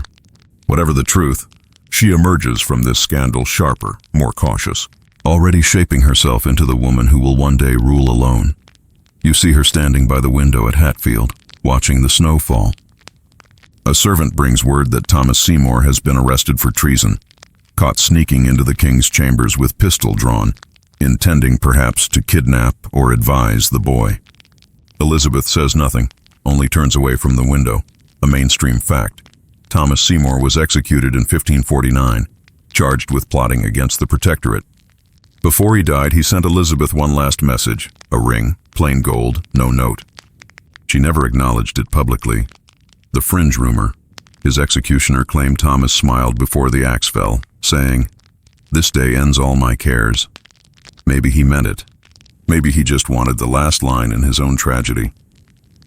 You walk the halls that night as if the stone itself remembers every misstep. The torchlight trembles along the walls, and you can almost hear the murmur of unfinished stories.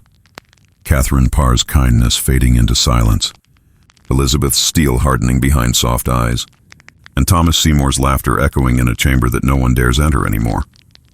Historians still argue over the lessons of this tangled period. Was it love or lust for power that destroyed so many? Was it the curse of Henry's legacy, or merely the pattern of human folly repeating itself in embroidered sleeves? The new king, Edward VI, grows into his crown like a boy trying on his father's armor, too large, too heavy. The court speaks of reform, of Protestant virtue, of cleansing the corruption of the past. Yet under every sermon lies the same hunger that drove Henry, the need to control hearts as well as thrones. You find yourself walking the garden path where Catherine once read scripture aloud. The fountain still flows, but the benches are empty. It's strangely peaceful here, until you notice how quiet the birds have become, as if even nature has grown tired of royal love stories. You imagine Elizabeth visiting here years later, silent and thoughtful. Maybe she stops before the same fountain, remembering the woman who once protected her, the man who once tested her, and the world that never forgave her for being both clever and female. She picks up a fallen rose, turns it over in her hand and murmurs, "I will not fall in love. Not like them." It's not a vow of bitterness. It's survival distilled into resolve. The wind moves through the hedges, scattering petals like small ghosts. You can almost hear the unspoken answer carried on it. In this house, love has never been enough. You walk away slowly, leaving behind the last traces of Tudor romance as they crumble into politics and prophecy. The line of Henry's queens has ended, but their shadows have only just begun to stretch across England's future, into Elizabeth's reign, into legend, into the restless memory of every heart that ever loved unwisely beneath a crown. And as the night deepens around Windsor, you can almost swear the river hums softly, like a lullaby stitched from every promise ever broken in Tudor England. You can feel the century turning, even before the clocks do.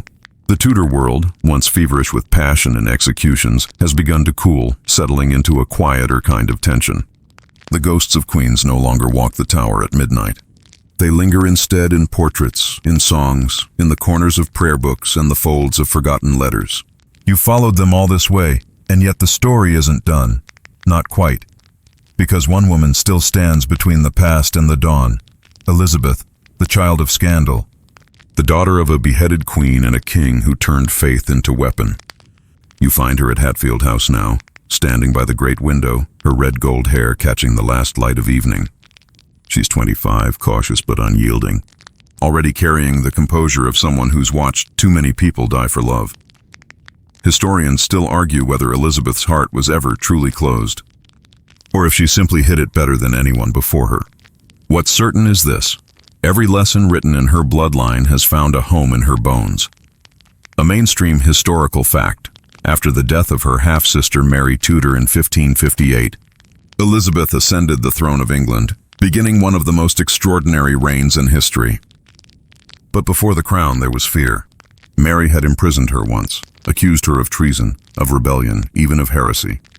You can still see the shadow of that confinement in Elizabeth's eyes, the flicker of memory that says, "Never again will I be at someone else's mercy." You follow her through the corridors of Hatfield on the morning the news arrives. She's walking with her ladies when a messenger bursts in, breathless. He kneels, head bowed. "Your Grace," he says, "Queen Mary is dead." God save the Queen. For a moment the world holds still. Elizabeth doesn't move. Then slowly she looks up, her voice barely above a whisper. It is God's doing. This is His work. She steps outside into the frost-covered garden. The mist rises off the earth and you realize she isn't shivering from cold. It's awe, or maybe the weight of inheritance pressing down on her shoulders. The fringe tidbit, Elizabeth's first words as queen, according to legend, were in Latin. "This is the Lord's doing. It is marvelous in our eyes." Whether she truly spoke them or not, they fit her perfectly. Half prayer, half performance. From this moment on, her life belongs to no one but England. And yet, even queens are haunted by echoes of the heart. In her court walks Robert Dudley, the childhood friend who becomes her mirror in many ways, ambitious, loyal, dangerously beloved. You see them together one morning at Windsor, Elizabeth reading dispatches from Spain while Dudley leans against the window, grinning. "You read too much," he teases. "And you think too little," she replies. But her smile betrays her. Historians still argue about what passed between them. Love letters vanished, diaries burned, servants bribed into silence. Theirs was a dance conducted beneath the gaze of a nation. When Dudley's wife, Amy Robsart, dies under mysterious circumstances, falling down a staircase, neck broken, the court gasps. Elizabeth withdraws. Whether guilty or not, she learns again what every Tudor must. Love is a liability. The court poets whisper her grief into verses. One writes, "The queen weeps alone in the garden, her tears counted only by the stars." Maybe he imagined it. Maybe he saw it. Either way, it feels true, a mainstream historical fact. Elizabeth never married.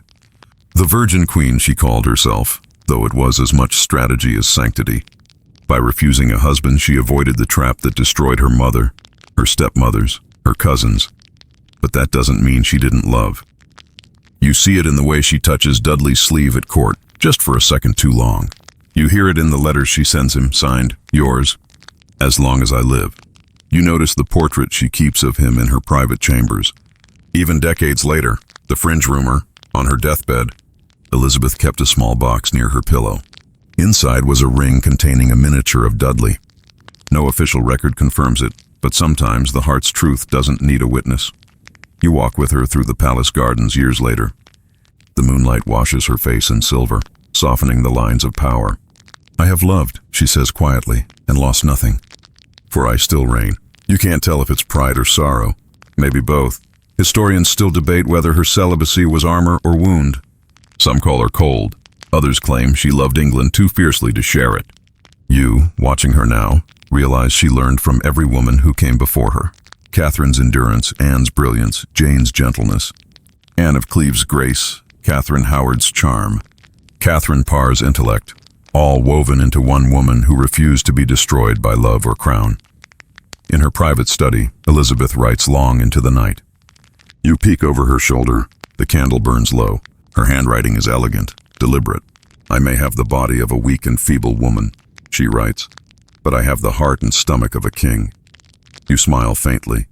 If Henry could see her now, he'd recognize himself in that defiance, but none of his cruelty. She's his echo and his evolution. Outside, the world changes. The Spanish Armada will come and fail, poets will write her name into eternity, and England will call this the Golden Age. Yet tonight, in the stillness between power and solitude, she's just a woman staring into the dark, wondering whether any of it was worth the price. A fringe anecdote, one of her maids once found the Queen sitting before her mirror, whispering, "Time steals my beauty, but not my mind." Then she laughed softly and said, "And men wanted both."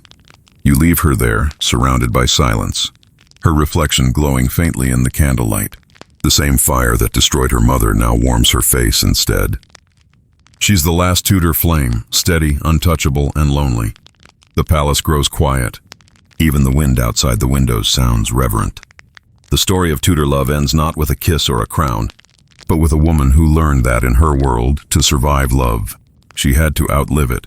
And somewhere far below, in the vaults of Windsor, the bones of her father and his wives rest uneasily. Above them their daughter reigns, alone, unbroken, and eternal. You're back in Whitehall again, but it's not the same palace it once was. The air has changed. Less velvet and incense, more ink and calculation. The chandeliers burn lower, the laughter is careful. And Elizabeth, the queen who never married, rules it all with a kind of alert stillness. She's 40 now, her hair still gold in the candlelight, her mind sharper than any man at her council table. It's a strange calm that has settled over the court, the peace of a kingdom held together by one woman's willpower. You follow her through the gallery as courtiers bow low, their words honeyed, their eyes anxious. She acknowledges each with a faint smile that says, "I know what you want before you open your mouth."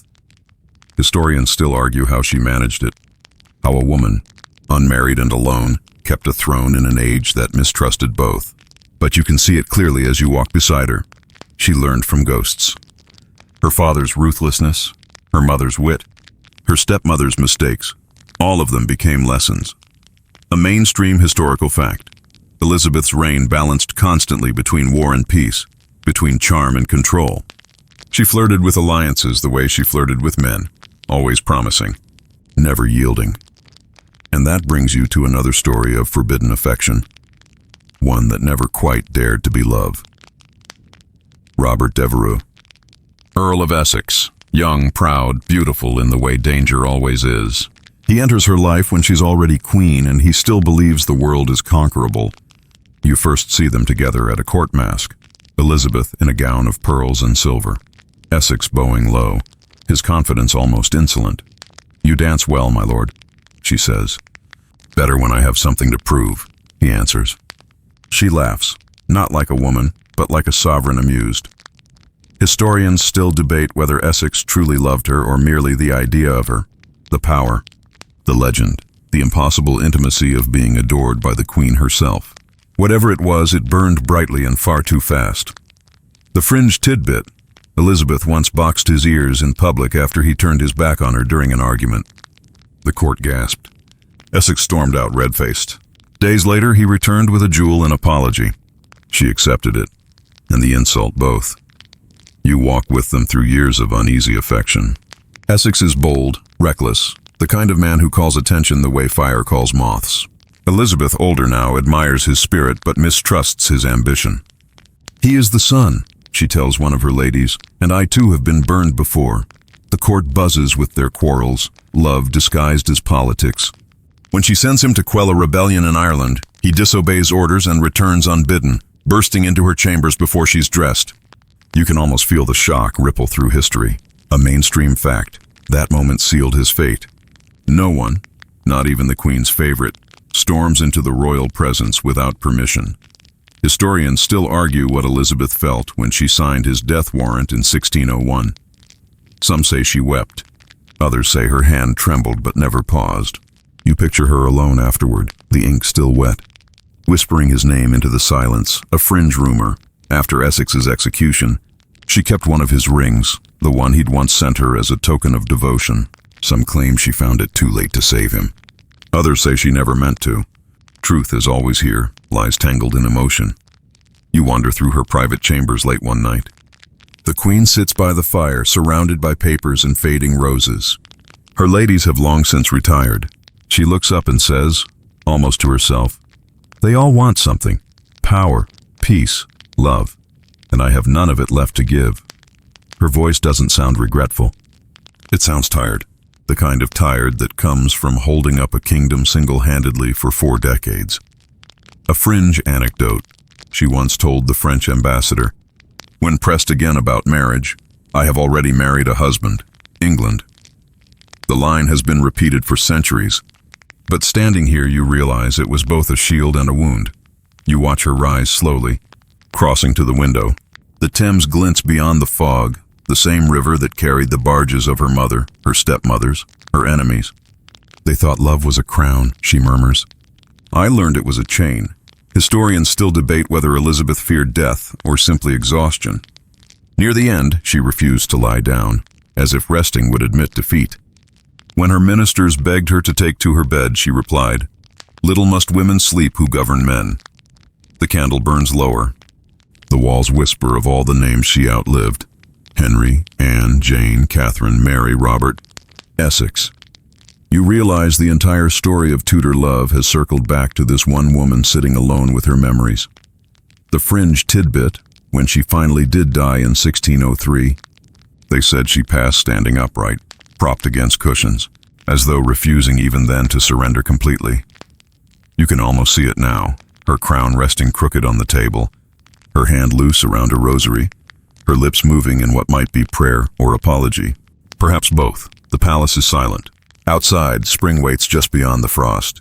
You know that by morning, the Tudor dynasty will end and the Stuart line will begin. But tonight, there is only the sound of a queen breathing, one last time, as the fire dies into embers.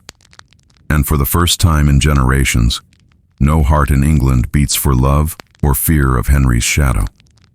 The cycle is complete. You exhale with her softly. The story you followed from court to scaffold, from kiss to curse, settles finally into peace, not the kind promised by kings, but the kind earned by endurance. The wind moves through the open window, brushing past you, carrying with it the faintest trace of perfume, roses and iron. You smile, whisper, "Sleep well, Your Majesty," and the candle sighs itself out. Morning breaks softly over London, and the bells toll not for kings but for change. The Tudor dynasty has ended, yet its echo lingers in the air like incense long after Mass. You wake to a quieter England, one that still carries the memory of 6 queens, of a man who ruled by appetite, and of a daughter who ruled by restraint. The river below glides unhurried, almost indifferent, but the past clings to its banks like ivy. You walk through Whitehall's ruins, the great palace where Henry once feasted now hollow, its walls scorched by time and neglect. The courtiers have moved north to a new court, to a new king, James VI of Scotland, now James I of England. A foreign accent in an English crown. His presence feels like a long exhale after generations of tension. Historians still argue whether Elizabeth's death was the true end of the Tudors or simply the beginning of their myth. In every tavern, people still tell stories of her temper, her lovers, her speeches, each retelling polishing her legend until she glows brighter than truth. A mainstream historical fact. With James's accession in 1603, the crowns of England and Scotland were united for the first time, creating the foundation of what would become Great Britain. The transition was mostly peaceful, which feels almost miraculous after a century of beheadings and betrayals. But the ghosts don't vanish so easily. You find yourself wandering into Westminster Abbey, where the air smells faintly of stone dust and candle smoke.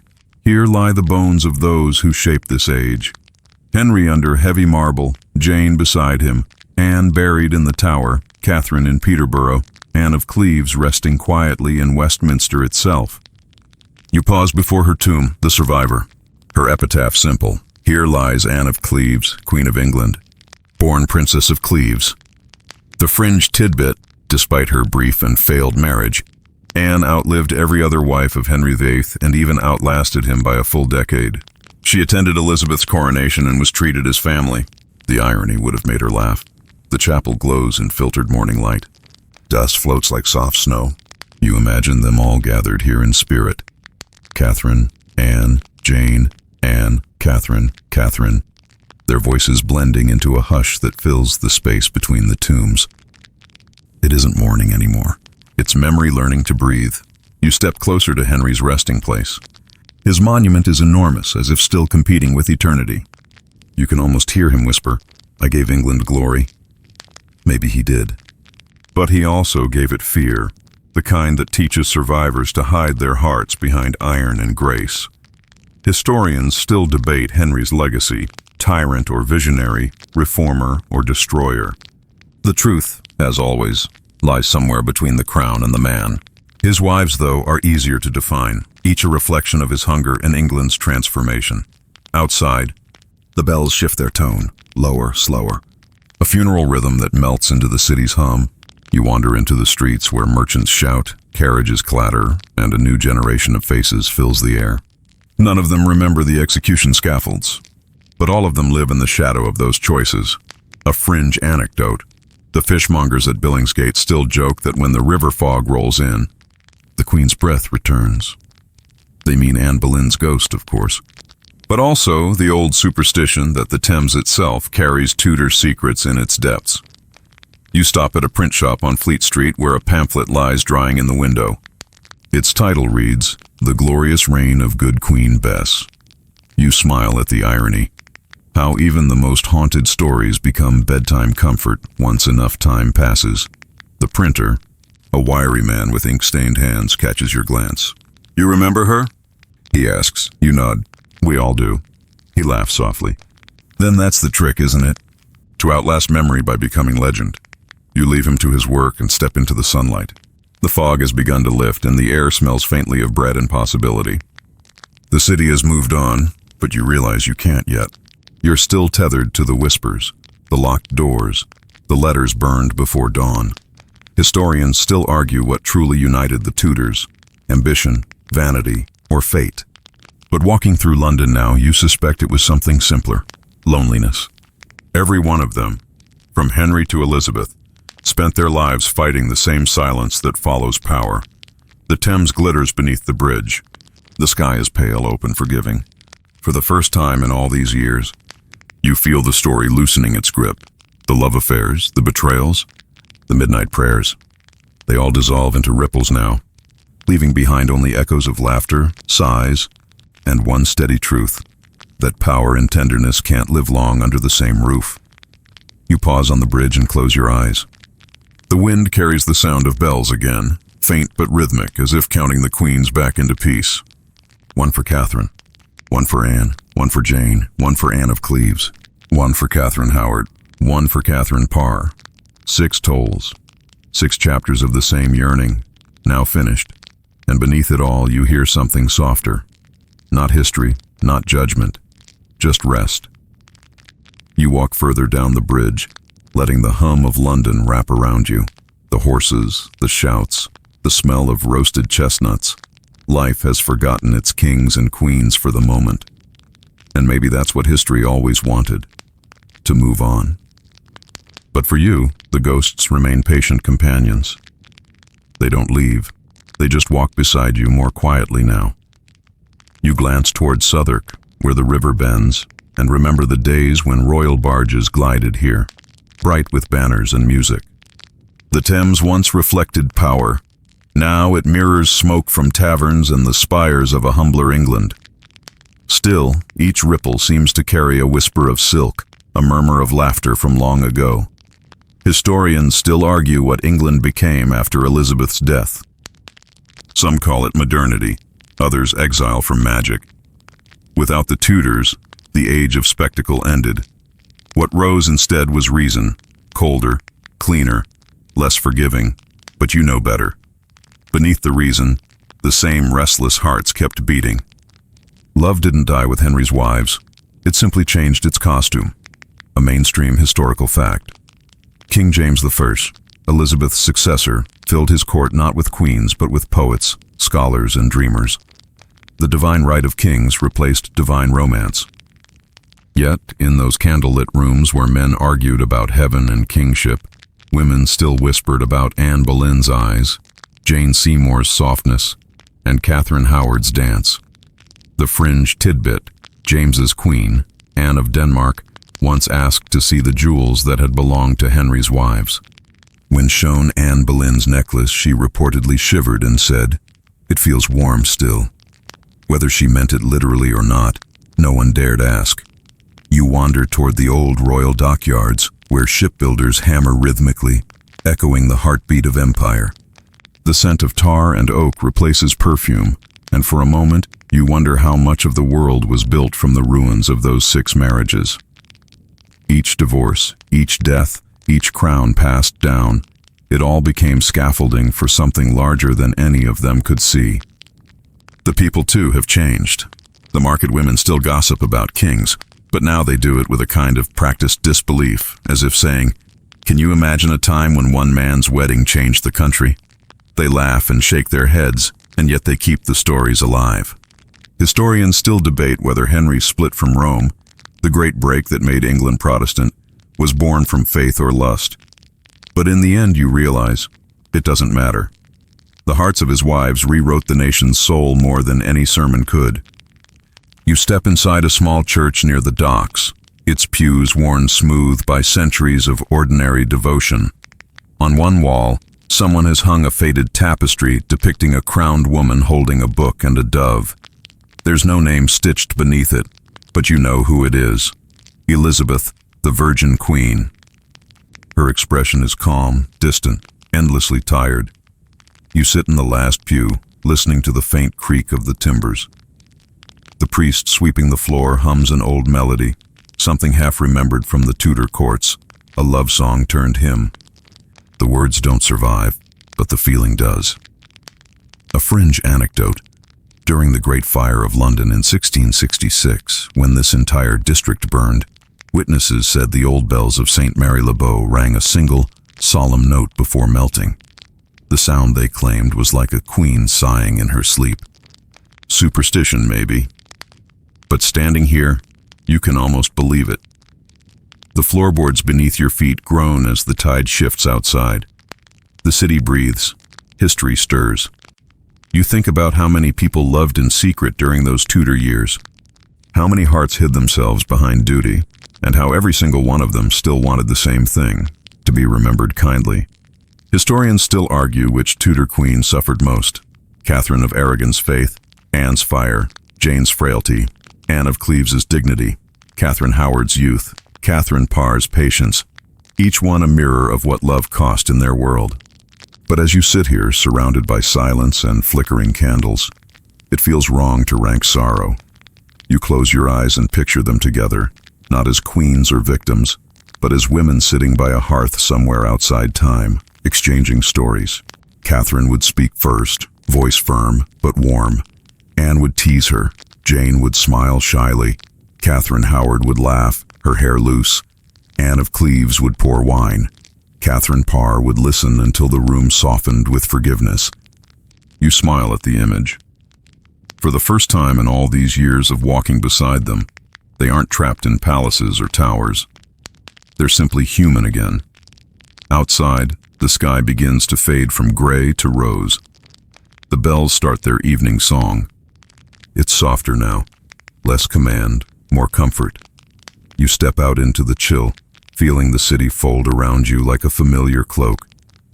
The wind tastes faintly of salt and iron, but somewhere in it, there's sweetness too. The kind that comes after grief. The kind that says, it's over now. You take one last look at the river before heading toward the lamplight. History keeps flowing, and you, lucky witness that you are, finally feel ready to let it pass. Night has fallen again, and London hums like a living creature. The taverns along the Strand are spilling with laughter, and the cobblestones gleam wet beneath the lamps. You walk slower now, letting the centuries settle around you. Every shadow feels like a memory, and every voice seems to carry a familiar name. The Tudor story should be finished by now. The kings are buried, the queens immortalized. But memory, like love, never truly obeys its own endings. It lingers, especially where power once slept. You pass beneath the old gateway of Whitehall Palace, or what's left of it. Only the banqueting house stands, its great windows glowing like a cathedral of ghosts. Inside, the new Stuart king hosts masques, filling the air with trumpets and poetry. Yet the plaster ceiling above them still bears Rubens's painting of Henry ascending to heaven. Every guest looks up at it. Every guest pretends not to feel watched. Historians still argue whether this was intentional, a symbol of continuity, or a warning that the Tudors never truly let go. You can almost hear Henry's voice rumbling from the fresco. Remember who built your throne. A mainstream historical fact. The banqueting house was completed under James I and later became the site of another king's execution. Charles I, Henry's own descendant by marriage. History apparently learned no mercy. You walk beneath those windows now, boots splashing through puddles. The wind off the Thames carries the scent of rain and distant smoke. Somewhere a bell strikes 10, and for a heartbeat it sounds like the tolling that once marked Anne Boleyn's death. You stop near the gate where the royal barge used to dock. The stones are slick, the water restless. This was the passageway for triumphs and funerals alike. Queens arriving in silk, leaving in silence. You reach out and touch the wall, cold and uneven, and feel the hum of all that passed through here. The fringe tidbit, in the 17th century. A ferryman swore he saw a woman in gray standing here at dawn, her head bowed, her hands clasped. When he called out to her, she lifted her face, and it was Anne Boleyn, eyes calm, mouth curved in something that looked almost like forgiveness. He dropped his oar and fled. The next morning, the river froze over. You step back, smiling faintly. It's always the river that keeps their stories alive. The same one that reflected coronation torches and scaffold shadows. Time flows forward, but the Thames remembers backward. A carriage rattles past, and for a moment you catch your reflection in its window. Modern clothes, tired eyes, but somewhere beneath them, the weight of all the queens you've followed. You realize you've become part of their chorus, one more witness carrying their memory across centuries. Historians still debate what their stories mean now. Are they parables about ambition, warnings about desire, or just ordinary tragedies dressed in velvet? You suspect it's none and all. Every love in every century risks ruin. Only the setting changes. From palaces to screens, from letters to whispers. You find yourself near the tower again, almost without realizing it. The moonlight catches the stone like frost. The ravens hop along the parapet, black against the silver sky. They know you by now. One tilts its head as if to say, you've come far, but you still have something to learn. Inside the walls, the air feels thicker. You walk the same path Anne Boleyn took that May morning, the same steps Catherine Howard stumbled along. The grass has grown back, soft and obedient, but the ground still feels charged. A fringe anecdote. During repairs in the 1800s, workers digging near the Queen's house found a tiny ring engraved with initials, AB. It wasn't gold or jeweled, just simple brass. It rests now in the tower's archive, unlabeled, unclaimed. You pause before the chapel where the executed queens were buried beneath the floor. The altar flickers in dim light and the silence presses against your skin. You whisper their names one by one and realize that after everything, love, power, pain, they all came to rest within the same few square feet of earth. Historians still argue whether Anne truly cursed her descendants or simply blessed her daughter's future. Either way, her bloodline ruled for a century, and her memory outlasted her judges. You step outside again. The night air tastes cleaner here, as if the tower exhales its ghosts into the stars. Across the river, St. Paul's glows faintly. London has grown taller, busier, but its bones remain the same. You realize that what the Tudors built wasn't just a dynasty. It was a rhythm, a heartbeat that still drums through every lover and dreamer in this city. The wind picks up, carrying faint music, maybe from a tavern, maybe from the past. A lute, a woman's voice, a verse about longing. It sounds old and soft, and the lyrics are too faint to catch. You imagine it's Anne again, or maybe Catherine, singing to herself somewhere between the living and the gone. You lean on the railing by the water. The reflection of the moon wobbles with the current. For a moment, it looks like a crown drifting downstream. No jewels, no gold. Just pale light dissolving into ripples. You smile, whispering to no one in particular. That's enough now. And for the first time since you began this journey, the silence that follows feels gentle, not heavy, like history has finally agreed to rest its head. You rise the next morning to mist, thick and gray as unspun wool. The city moves slower when the fog comes in, like even London itself wants to sleep. You walk through the streets while the bells argue faintly across the river. The echoes seem older than the buildings, older even than the stories that brought you here. The market is waking. You hear the clang of shutters, the soft scold of mothers, the rhythmic whinny of horses. Somewhere a baker hums. The smell of yeast and smoke clings to your coat. These are not royal scents, not perfumes or tapestries or sandalwood candles. These are the scents of the world the Tudors left behind. A world trying to live without crowns. Historians still argue whether the Tudor century truly ended in peace. James's reign promised unity. Yet suspicion lingered in every corner. Catholics watching Protestants, courtiers watching the throne, men dreaming of another golden age that would never return. You turn down Fleet Street again. The print shops are already open, their presses thumping like heartbeat. The pamphlets for sale shout of prophecy, of scandal, of poetry. You pick one up at random. The title makes you smile, The Loves and Losses of Kings. Inside, the story of Henry and Anne has been rewritten as moral theater. She, ambitious. He, cruel but tragic. God, watching from the wings. You realize something quietly profound. The Tudors no longer belong to history, they belong to imagination now. Each retelling reshapes them, softens them, or sharpens them depending on who needs the lesson. A mainstream historical fact. By the early 1600s, England's stages, especially the Globe Theatre, were filled with history plays. Shakespeare's Henry VIII would appear soon after, dramatizing the king's reign with grandeur and irony.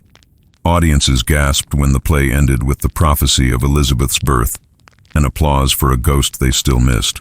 The fringe tidbit, on the night Henry VIII premiered, the theater actually caught fire, its thatched roof blazing after a misfired cannon used for stage effect. Some called it a bad omen. Others said Anne Boleyn was laughing somewhere.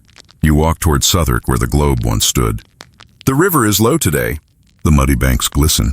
Standing there, you imagine the crowd, apprentices shouting, ladies whispering behind fans, and Shakespeare himself somewhere backstage, ink-stained and exhausted, wondering whether he's just written history or heresy. Historians still debate who inspired his queens, Catherine's resolve, Anne's defiance, or Elizabeth's intellect. Perhaps all of them. Perhaps he understood better than most that the story of England was never really about kings. It was always about women learning to survive them. You pause by the modern bridge that crosses the same current. A group of children leans over the railing, tossing stones into the water, counting the ripples. One of them giggles. Mine went farthest. You smile. The stones sink quickly, but the ripples spread outward, long after the splash fades. That's the Tudors, you think. Each decision, each passion, still rippling centuries later. You step into a tavern nearby to warm your hands. The fire snaps, the smell of ale thick in the air. The innkeeper, a woman with sharp eyes, asks where you've come from. You hesitate. "A long way," you say. She laughs softly. "Aren't we all?" On the wall behind her hangs a crude painting of Queen Elizabeth, her gown stiff, her face serene, one hand resting on a globe. Time has dulled the paint, but not her gaze. "My grandmother said she was part angel, part lion," the innkeeper says, polishing a mug. "I think she was just lonely." You nod. The simplest truth is often the hardest to remember. A fringe anecdote: the Virgin Queen's body, when exhumed briefly during chapel repairs centuries later, was said to have still smelled faintly of rose oil. Scientists dismiss it, of course, but you can't help smiling. Even in decay, she refused to surrender her legend. You leave the tavern as twilight gathers again. The fog has lifted, revealing the full spread of the river like a sheet of tarnished silver. The city lights shimmer across it, lanterns, windows, the low orange glow of hearths. You lean on the railing, watching smoke drift from chimneys. Historians still argue what the Tudors truly gave the world: centralized monarchy, reformed faith, the birth of empire, the age of Shakespeare. But as you stand here, you think maybe their greatest gift was the story itself, the caution, the wonder, the humanity inside all that ceremony. Because it isn't really about crowns or churches or acts of succession. It's about people, flawed, fragile, luminous in their imperfection, trying to make love mean something inside systems that crush it. The wind curls around you. You close your eyes and imagine the queens again, standing at the riverbank beside you, skirts brushing your boots. Anne's smirk, Jane's gentleness, Catherine's steadfast calm, Elizabeth's knowing silence. They're all there, woven into the water, into the hum of the city, into the ache that never quite leaves when a story ends. You breathe out slowly.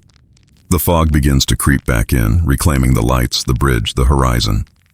But not the memory. You whisper almost to yourself, "All that they were, we still are." And the river, faithful as ever, carries your words away into the dark. The fog has turned to rain by dawn, fine and persistent, the kind that softens everything it touches. The sound of it against the windows feels like history breathing in its sleep. You wander toward Westminster again, umbrella tilted, shoes slick with dew. London smells of wet stone and coal. The past has settled into the cracks of the streets so deeply that you could walk forever and never leave it behind. You pass through an alley near Charing Cross where a bookseller is unpacking new prints. The portraits in his hands are familiar. Henry with his square jaw and hard eyes. Elizabeth with her white face and steady poise. He notices your gaze and grins. "People still buy these," he says. "Put them up like saints. Pray to them for courage or luck and love." Historians still argue why the Tudors endure when other dynasties fade. Maybe it's the drama, the blood, the beauty. Or maybe it's that each of them made a promise to the world that feels heartbreakingly human. I will be remembered. You look closer at one of the prints, Anne Boleyn again, this time depicted with a halo faintly etched above her head. "They call her a martyr now," the man adds. "Strange, isn't it? The same folk that called her witch once." He shrugs, wraps the prints in brown paper and whistles an old tune as he moves inside. You continue walking. The rain grows heavier, blurring the edges of the city. Somewhere the clock at St. Margaret's strikes 9. The bells echo through the mist, slow and deliberate, as if the whole city is pausing to remember its own story. A mainstream historical fact. During the 17th century, the Tudors' lives began to be mythologized in books and ballads. Anne Boleyn was painted as a romantic victim, Henry as a tragic hero, Elizabeth as a goddess of destiny. Reality gave way to theater, and history found its comfort in fiction. The fringe tidbit. A traveling showman once claimed he owned Anne's ghost in a bottle, sealed tight with wax and holy water. He charged a penny for a peek. The bottle was empty, of course. Or maybe it wasn't. You cross into the Abbey again. The place feels different now, quieter, almost resigned. The guards nod as you pass, uninterested in ghosts. You make your way to the Lady Chapel, where the tombs of Henry VII and Elizabeth of York gleam faintly in candlelight. The beginning of the Tudor line, the union that stitched a country together after war. Their effigies lie side by side, hands pressed in eternal prayer. You stand there a long while, listening to the hush. Their marriage had been arranged, political, yet strangely peaceful. Perhaps that's why they're remembered less dramatically. Their love didn't burn or break, it endured, modest and mutual. You wonder if they envy or pity their descendants. Historians still debate whether Henry VII ever truly loved Elizabeth of York. Letters between them are sparse, cautious. But when she died, he ordered his chamber draped in black and refused to see anyone for days. A king's grief may not prove love, but it proves absence. You move deeper into the chapel, where the Tudor roses are carved into the stone ribs of the ceiling. The pattern repeats endlessly, red and white petals intertwined. Unity born from blood. You reach up, fingertips brushing air that smells faintly of candle wax and limestone. A fringe anecdote.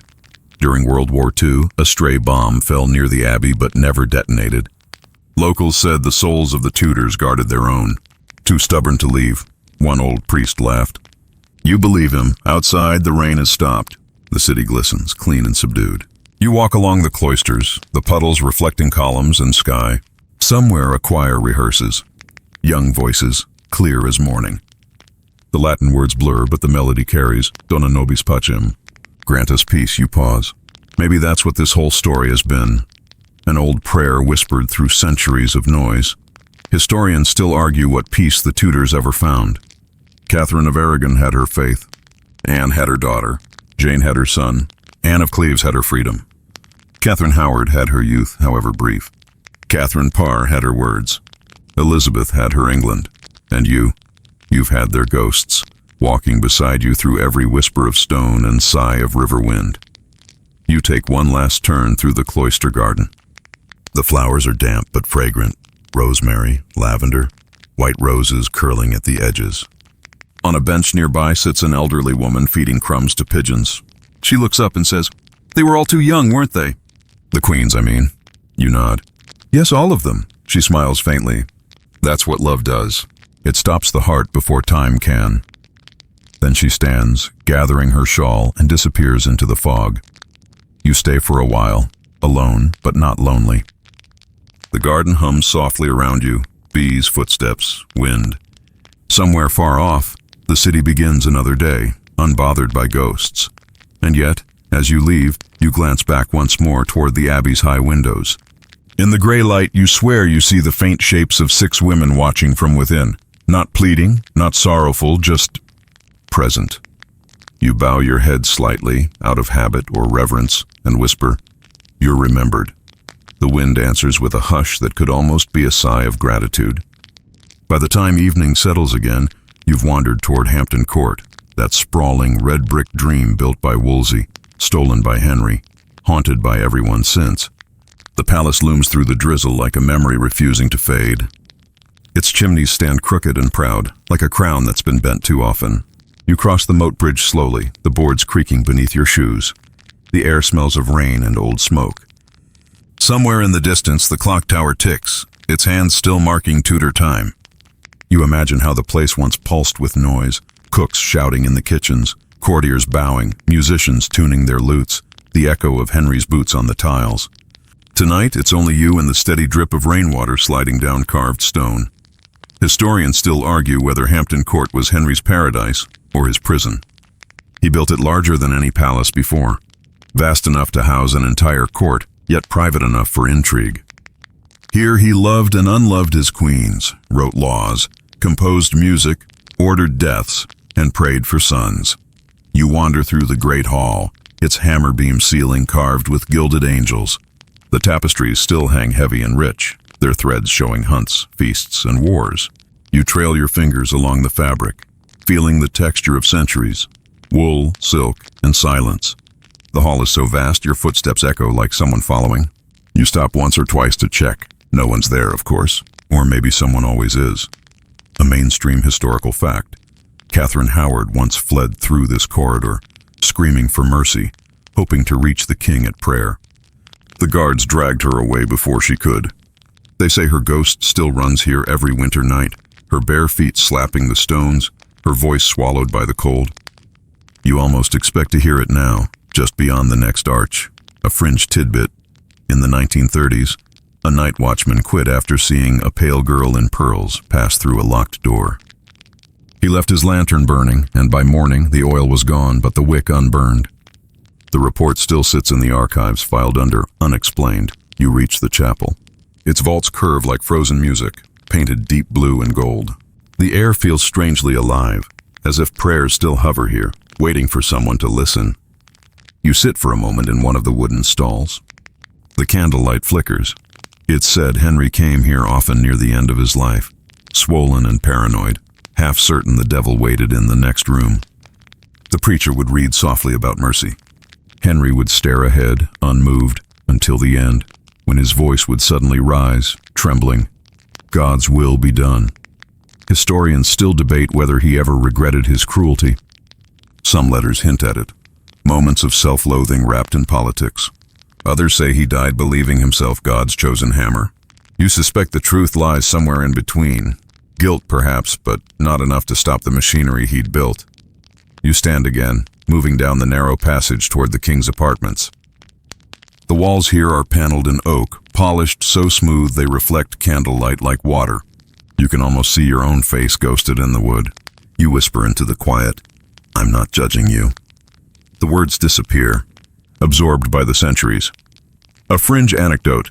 Modern thermal scans of the palace once revealed hidden heat signatures behind one section of wall, in the shape of two figures. The area was empty. Engineers blamed old wiring. Guides smiled and said, "Perhaps they just wanted to be seen." You step into the king's chamber. It smells faintly of wax and iron. The great four-poster bed stands beneath a canopy embroidered with Tudor roses, their red faded to rust. You run a hand along the edge of the mattress. It's surprisingly small, smaller than modern beds. A reminder that even kings, in the end, sleep in confined spaces. The rain outside thickens. You open a window latch and lean out. The gardens stretch below, their hedges clipped into perfect symmetry.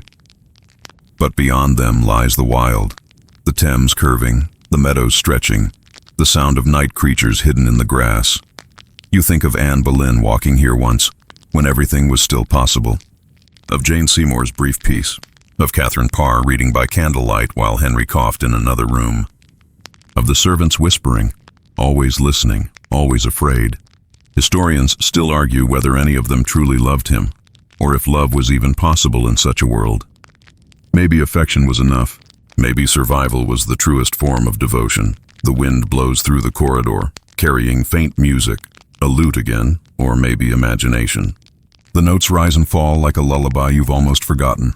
You close the window and let the sound fade behind you. On your way out, you pass the kitchens, cavernous, soot-black, filled once with the smoke of roasting oxen and the laughter of servants stealing scraps. A single candle burns now on a table, its wax dripping onto ancient stone. Someone, long ago, carved initials into the wall, C+H. You trace them lightly and smile. No one will ever know who they were. Cook and maid, guard and girl, prince and secret lover. Their story lost, their mark surviving. You step back into the rain. The palace looms behind you, heavy with stories, stubborn against time. Lightning flashes once, illuminating the towers. For a moment they seem alive, breathing, remembering, waiting. And then, as you walk away, the thunder rolls softly, almost tenderly, as if even the sky has decided to keep their secrets safe. The rain fades overnight, leaving a pale gold dawn spread thin across the Thames. You follow its light eastward, where the old docks used to breathe in the smell of tar and salt. England's empire began here, in the quiet stir of sails, in the measured creak of ropes and ambition. The Tudors may be gone, but their fingerprints linger on the map itself. You pass what remains of Deptford Dockyard, now a park with benches and pigeons instead of masts and rigging. It was from this riverbank that Elizabeth I once knighted Francis Drake aboard the Golden Hind. The Queen, wrapped in white and gold, touched his shoulder with a sword and smiled, half pride, half warning. Historians still argue whether Elizabeth truly trusted Drake. To some he was a hero of exploration. To others, a pirate with better manners. She called him my dragon and he called her my star. You suspect both names were true in their way, a mainstream historical fact. Under Elizabeth, England's navy transformed into the tool of empire. The defeat of the Spanish Armada in 1588 wasn't just military triumph, it was theater, nation-building, prophecy fulfilled. Crowds in London wept when the news arrived. The Queen herself walked through the cheering masses at Tilbury, declaring she had the heart and stomach of a king. And the world believed her. A fringe tidbit, sailors returning from the Armada battle carried home strange souvenirs. Seaweed pressed into prayer books, rosaries made from Spanish shot. Even a gilded compass that one claimed always pointed toward the Queen's favor. It never did, of course, but he kept it until he died. You walk the embankment now, where gulls cry over the gray water. The air tastes metallic, like rain mixed with memory. A small plaque marks the spot where shipwrights once sang their labor songs. You close your eyes and imagine the rhythm, hammer, chant, laughter, curse, repeat. Their verses weren't about kings or conquest. They were about home, about getting back alive. Historians still debate whether Elizabeth's navy was driven more by faith or fortune. The truth, as usual, lies in the fog between. Gold financed faith. Faith excused gold. And somewhere in between stood the Queen, steady, solitary, haunted by men she could never fully trust or entirely release. You pause by an inn near Greenwich, its sign creaking in the morning wind. Inside, the walls are low-beamed, stained with centuries of smoke. The barkeep wipes down the counter with a rag that smells of lemon and ale. Above the fireplace hangs a portrait of a young Elizabeth, sharp-nosed, determined, her eyes painted a fraction too large. "That one's always watching," the barkeep says. "Makes people behave." You grin. "Does it work?" He shrugs. "Depends who's drinking." You sit near the window watching the slow glide of a barge down the river. The sound of rain dripping from the roof blends with the murmur of morning talk. A sailor at the next table is telling a story, half boast, half prayer, about seeing a queen of the sea who saved his ship in a storm. The men laugh, but there's reverence in their eyes. Even now, Elizabeth belongs to legend more than memory. A fringe anecdote: fishermen along the southern coast used to toss a silver coin into the waves before long voyages, calling it the Queen's blessing. Some said it calmed the seas. Some said it bought forgiveness for the things done abroad. Tradition died only when coins grew too dear. You finish your drink and step back outside. The tide has risen, lapping gently against the stone steps. You can almost hear the past whispering beneath the waterline. Anchors clinking, orders shouted, prayers muttered into the wind. The sun breaks through for a moment, bright enough to cast the palace at Greenwich in sudden gold. This is where Elizabeth was born, where Anne Boleyn once held her, where Henry's court once danced, where love and power first collided and called itself destiny. You stand there, the light warming your face, and think how strange it is that the beginning and end of empires can share the same quiet stretch of river. Historians still argue whether Elizabeth died content. Some say she whispered her father's name with her last breath, others her mother's. Some even claim she said nothing at all, just smiled faintly, as if recognizing someone no one else could see. You imagine that moment. The candlelight dim, the curtains drawn, courtiers holding their breath. The Queen at last letting go of her crown, her pride, her loneliness. Perhaps for a heartbeat she was simply a daughter again. Anne's child, England's heir. The girl who survived when she wasn't meant to. The river moves beside you, constant and indifferent. Above it, gulls wheel and dive, laughing at history. You take one last look at Greenwich Palace, now quiet, then start walking west. The path feels softer now, the air lighter. The story is almost ready to sleep. And as you walk, you murmur to yourself, the Queen is dead. But the dream goes on. The words drift out with the tide, joining 1,000 other voices that said the same thing in their own way, their own century. You can't tell whether it's tragic or peaceful, maybe both. The clouds break open to a pale afternoon. You walk along Cheapside, where traders once shouted prices for everything from silk to cinnamon. The noise of commerce has changed. Now it's engines and chatter. But the rhythm is the same. Ambition disguised as ordinary sound. The Tudor world isn't gone, not really. It's buried just below the asphalt, humming like a heartbeat you can't quite forget. As you move through the market stalls, the scent of roasted chestnuts mixes with perfume and damp wool. You pause before a window where an antique map hangs. England, circa 1600, its borders swollen with hope. In its corner, a tiny inscription reads, Regina Gloriana, the glorious queen. You smile. The name still carries weight centuries later. Historians still argue whether Elizabeth's glory was genuine or carefully staged. The portraits, the speeches, the processions, all choreographed to perfection. Yet behind the glitter was exhaustion, and behind the control, a lifetime of solitude. You imagine her walking these same streets in disguise, cloaked and hooded, curious about her people. Stories say she did that often, slipping away from court to feel the pulse of the city she ruled. A mainstream historical fact, Elizabeth maintained an elaborate network of spies led by Sir Francis Walsingham. Letters written in invisible ink, codes hidden in music, messages baked inside loaves of bread. The machinery of secrecy never stopped. Love and politics blurred into paranoia. To survive, she had to watch everything, a fringe tidbit. One intercepted letter reportedly began, "To Her Majesty's shadow." The author's identity was never found. Some think it was a lover, some a traitor. The line itself feels like prophecy. You stop at St. Mary-le-Bow, its bells tolling with the same note that once marked curfew. People hurry past without listening, but the sound anchors you in time. You imagine Anne Boleyn hearing it once, when she was still a young lady at court, before the ambition, before the crown, before the fall. Historians still debate whether Anne ever regretted the gamble of her love. Was it power she wanted, or simply the right to be seen? Maybe both. The line between passion and politics was always razor-thin in Tudor England. You duck into a nearby alley, quiet and slick with rain. A cat darts across your path, pausing to look at you with the same weary suspicion the centuries have perfected. Above you, a tavern sign creaks, the Mermaid. You push the door open and step into warmth. The interior feels out of time. Low ceilings, the smell of oak and ale, a fire glowing behind iron bars. At one corner table, a group of students debate over tea and laptops, while an older man by the hearth hums softly to himself. The innkeeper brings you cider and nods toward the painting above the mantel, a woman with red hair and a sly smile, holding a rose. "She's supposed to be Anne," he says. "We keep her here for luck. Does it work?" You ask. He laughs. "Depends who you're in love with." You take a sip. The drink is sharp, grounding. The fire cracks, and for a moment, the air ripples. Heat bending time just enough to make you wonder. A fringe anecdote. One night in the 1700s, a traveler staying here claimed he saw Anne's reflection appear in his cup of wine. He tried to speak, but she lifted a finger to her lips. The next morning, he woke to find the wine gone, replaced with river water. He never drank again. You glance down at your own cider and grin.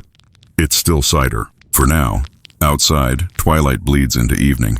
You step out once more, the streets slick and shining. Gas lamps flicker on like old spirits resuming their watch. You head toward Temple Bar, where the city once marked its boundaries with heads of traitors displayed on spikes. The site is long gone, but you can almost sense the weight of it in the air. Historians still argue whether Elizabeth's rule was merciful or ruthless. Her image was careful, her justice selective. Mercy, she said, was a queen's prerogative. But mercy, you think, can be just another kind of performance.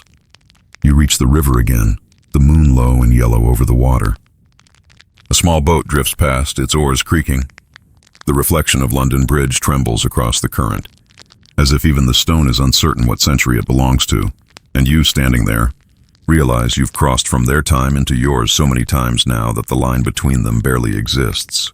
The same hearts, the same mistakes, the same ache for meaning beneath the glitter of progress. A fringe tidbit beneath the modern city. Archaeologists once uncovered a Tudor-era love token, a pewter brooch engraved with the words, "Think on me." No name, no crest, just that plea. Someone must have dropped it hurrying across a bridge, never knowing it would outlast them all. You picture the owner, a servant, a merchant's daughter, a soldier, anyone really. Maybe they whispered the same words you're whispering now, into rain and time. Think on me. The river answers with its endless hush. You smile, shivering slightly, and pull your coat tighter.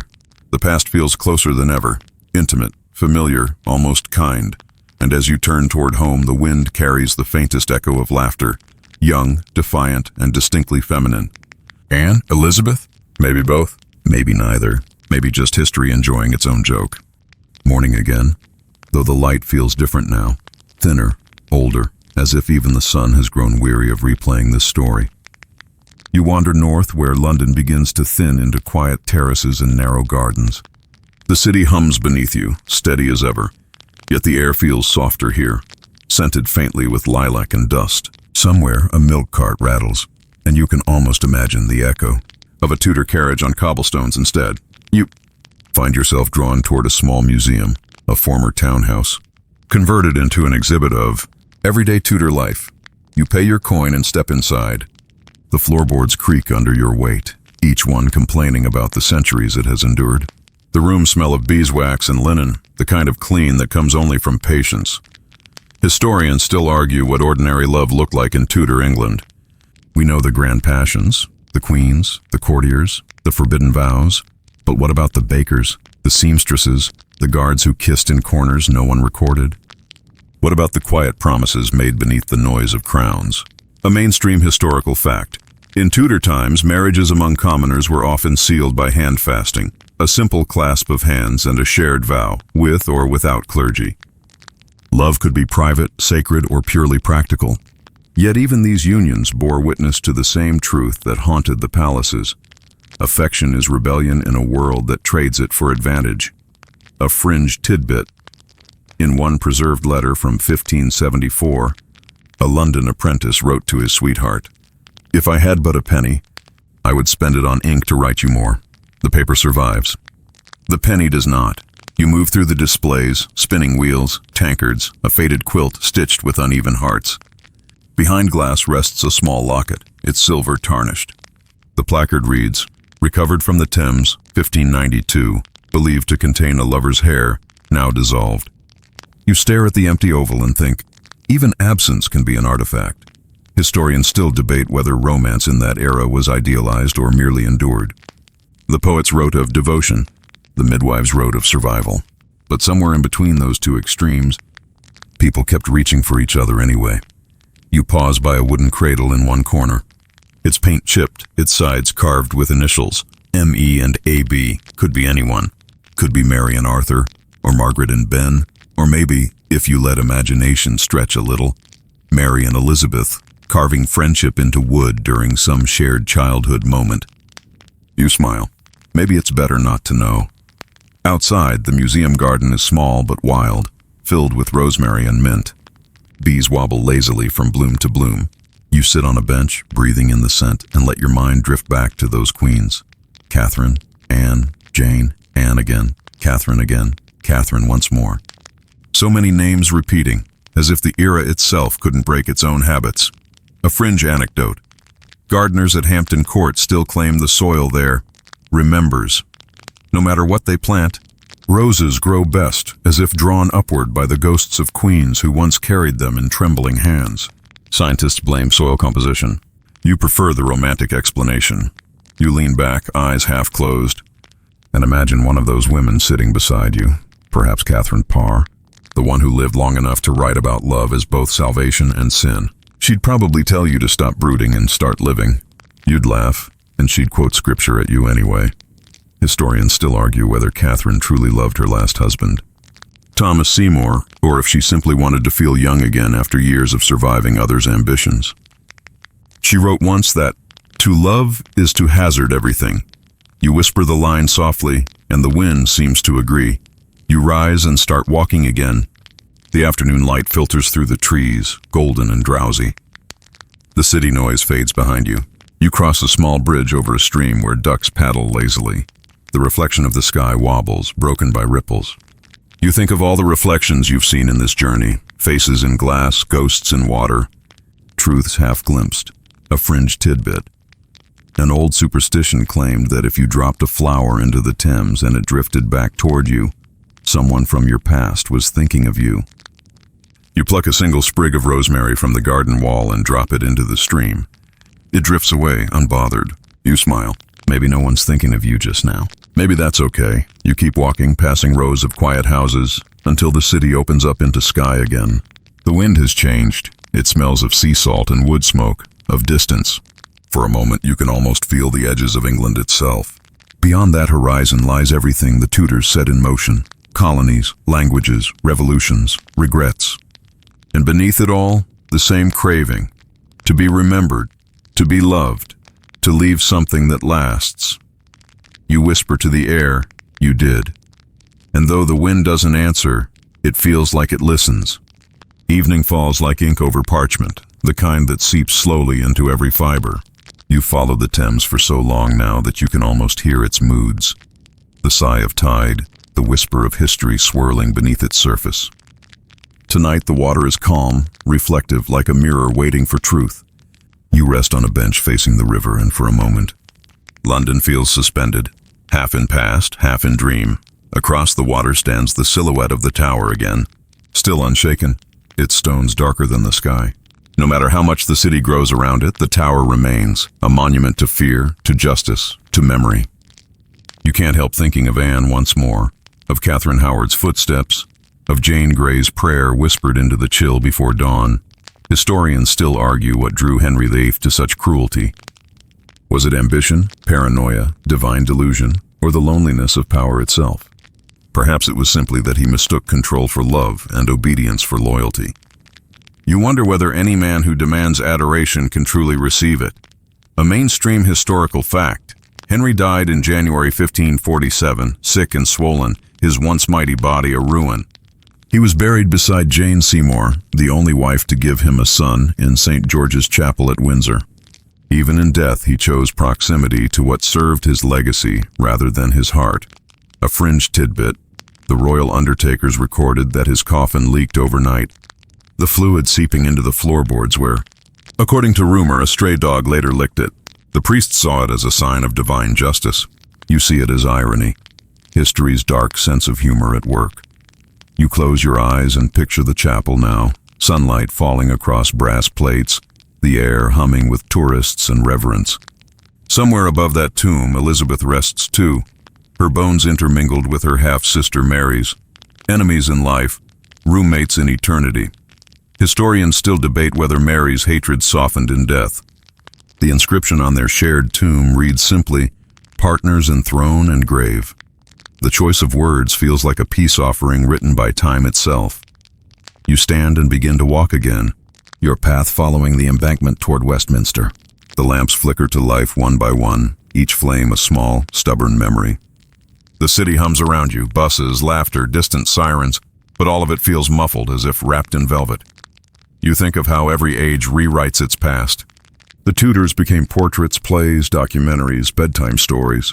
Their scandals became lessons, their pain became entertainment. Yet beneath the dramatization, something fragile endures, a shared heartbeat that refuses to quiet. A fringe anecdote. In the 1800s, Queen Victoria reportedly asked to see Anne Boleyn's portrait every morning, believing it gave her courage to rule among men. Her attendants thought it morbid. She called it a reminder that women can survive anything, even silence. The thought lingers with you. Maybe that's the true legacy, endurance disguised as grace. The rain begins again, soft and rhythmic, turning every cobblestone into a shimmer. You pull up your collar and keep walking, past the Houses of Parliament, where decisions still pretend to be destiny. The gargoyles drip water like tears, and the river carries everything away, paper, petals, secrets. You stop on Westminster Bridge, leaning against the railing. The view stretches wide, the London Eye glowing faintly in the distance, St. Paul's Dome behind you, and the endless churn of the Thames below. Somewhere beneath this water are centuries of lost things, rings, coins, letters, hopes. You wonder if love itself can sink and still be found again. Historians still argue what the Tudors felt about love. The poets spoke of divine union, the priests of sin, the kings of duty. But the truth, as you've seen, hides in gestures. The touch of a hand before exile, a letter written but never sent, a locket clasped beneath a collar. That's where history breathes. A fringe tidbit. In 2011, divers recovering Tudor artifacts near the old palace foundations found a tiny gold pendant shaped like a heart, engraved with the words, "My care is endless." They said it must have belonged to someone important, but you suspect it belonged to someone ordinary, which makes it far more beautiful. You linger until the rain stops and the night clears. The moon climbs above the bridge, bright and serene. You imagine Elizabeth walking here, invisible but present, her steps measured, her gaze fixed on the horizon. The city she built, Its ambition, its contradictions, still glows beneath her watch. You whisper softly, "You're still here, aren't you?" And maybe it's imagination, but the river ripples as if in reply.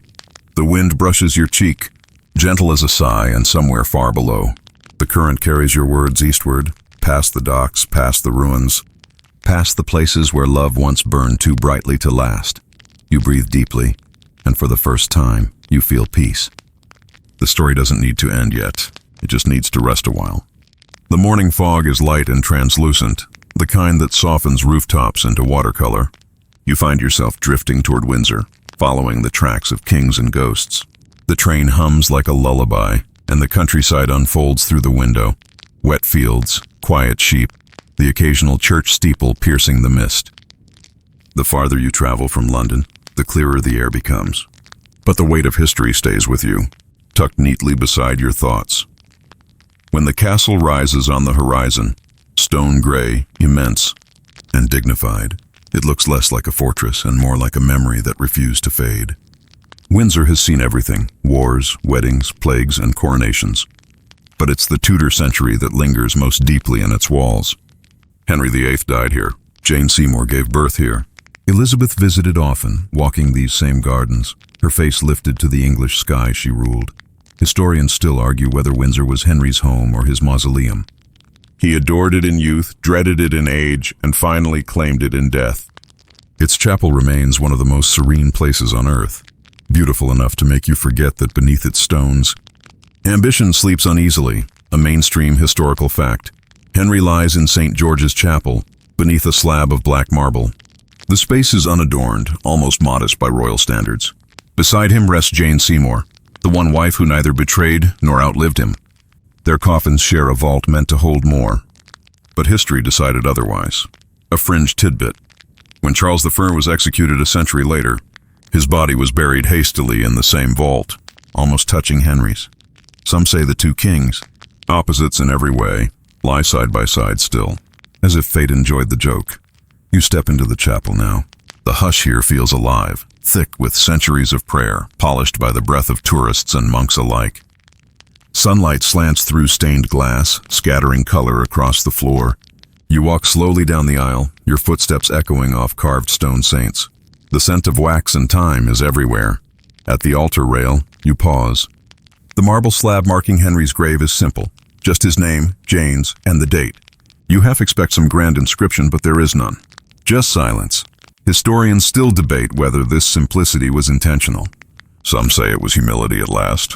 Others say the tomb Henry planned was never finished because his heirs found more urgent uses for his gold.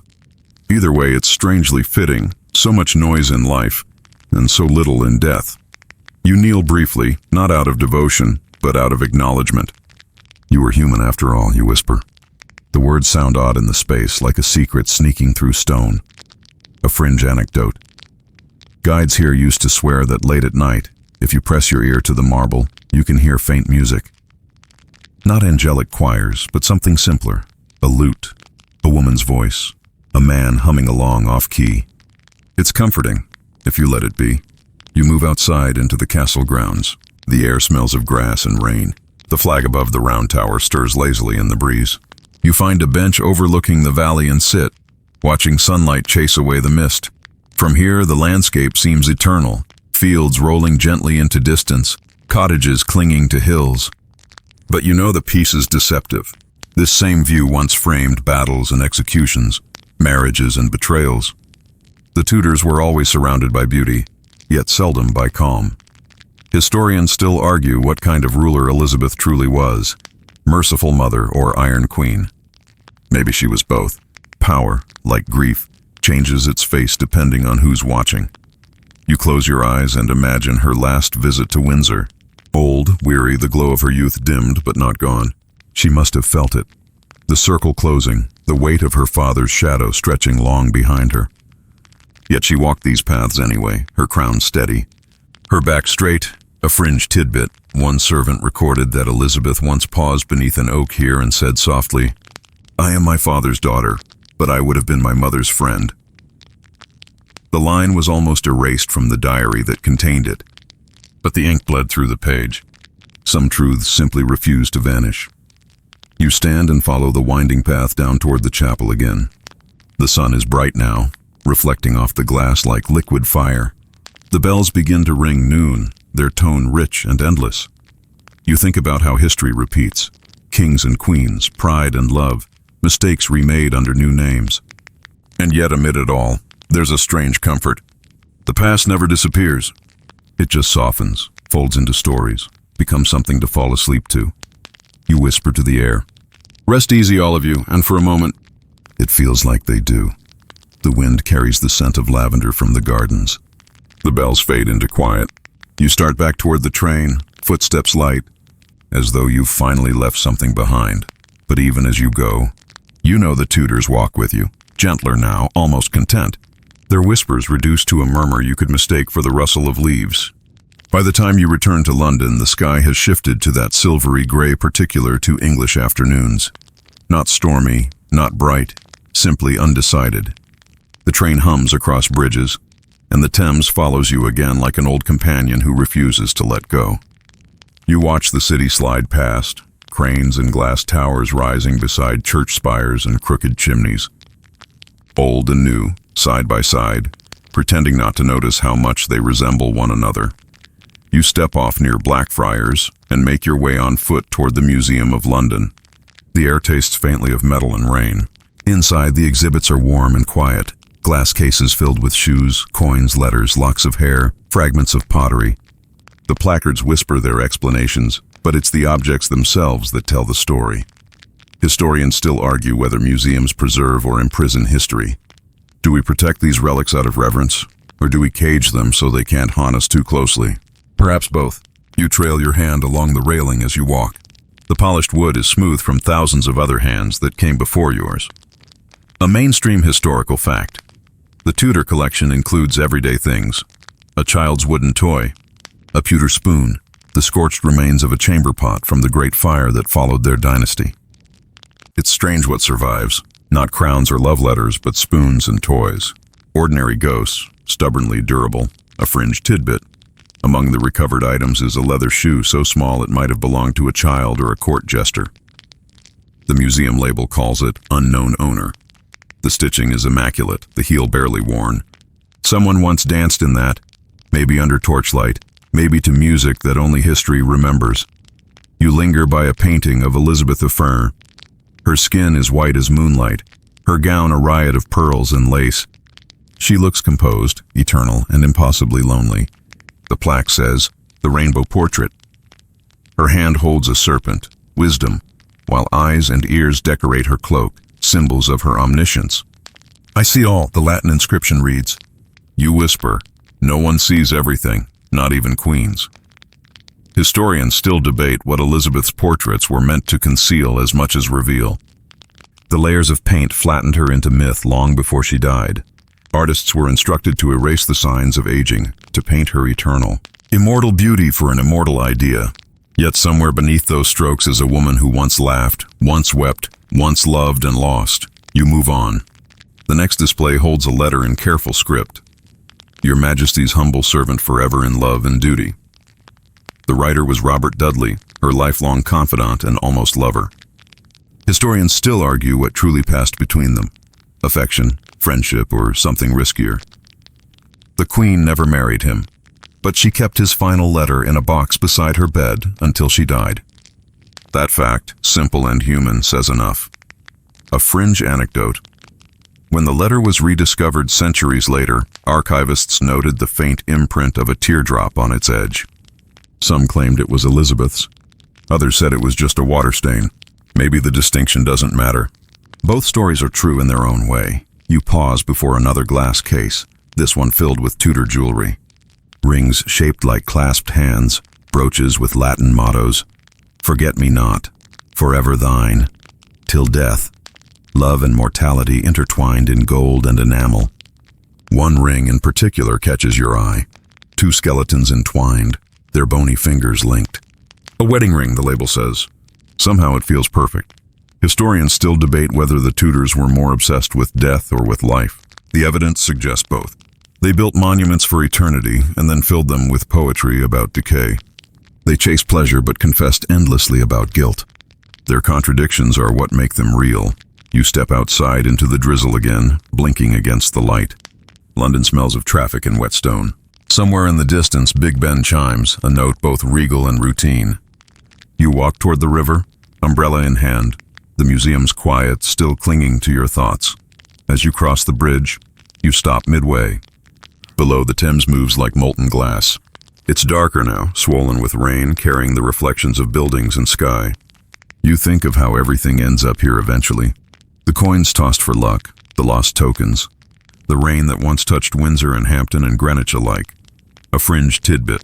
Modern divers have found Tudor-era pewter cups still buried in the mud beneath the river's edge, perfectly preserved by the silt. Some are etched with initials, HR or ER. Maybe they're fakes, maybe they're real. But the idea that those hands once touched this same water makes you strangely comforted. You close your umbrella and just stand there for a moment, letting the rain touch your face. The sound of it blends with the river's hush, steady and soft. For once, the city feels quiet enough to listen. You whisper almost as a prayer, "You're not gone. You've just changed shape." And in that moment, the air feels lighter, the centuries thinner. Maybe history isn't something behind you after all. Maybe it's something breathing right beside you, closer than pulse, gentler than rain. Night again. The city glows like embers beneath a slow-moving sky. You walk with no real destination this time, only following where the streets hum softest. The Thames glistens like oil under the lamps, the air cold but kind. It feels as though London itself has finally exhaled. All the centuries of tension, the echo of executions, coronations, and whispered promises now reduced to the hush of tires on wet pavement. You stop outside an old churchyard near Southwark, one of those tiny, forgotten spaces folded between office blocks. The iron gate groans when you push it open. Inside, the ground is uneven with ancient stones, their inscriptions weathered away. A blackbird hops along the path, unbothered by your intrusion. The scent of damp earth clings to everything. Historians still argue whether ghosts belong to faith or to memory. Maybe both. Maybe they're just the past refusing to let polite history tidy it away. You stand among the graves, reading the faint outlines of names. Some belong to merchants, some to sailors. One stone bears only the carved words, "Beloved wife." No date, no surname. You wonder who she was, and whether someone whispered her name long after her body turned to soil. A mainstream historical fact. In the Tudor era, Southwark was both sanctuary and sin.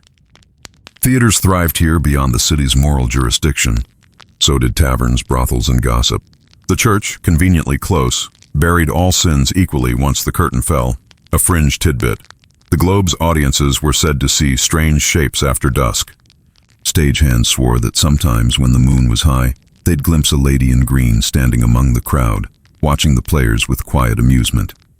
Queen Bess herself, one claimed, though the date made that impossible. Or maybe not. You leave the churchyard and wander toward Bankside, where the new Globe stands, a clean white imitation of what once was. It's empty tonight, its wooden frame glowing faintly under the lights. You press your hand against its outer wall. Warm somehow. The city hums beyond it. But here, you can almost hear applause from another century. Historians still debate whether Shakespeare wrote to please Elizabeth or to provoke her. The truth is probably both. He knew her temper, her vanity, and her taste for theater. He also knew she loved being immortalized, and he gave her exactly that. You sit on a bench facing the theater. Across the river, St. Paul's dome gleams like a half-moon. You imagine Elizabeth sneaking into one of those plays in disguise, hood drawn low, smiling when the crowd gasped at a clever line.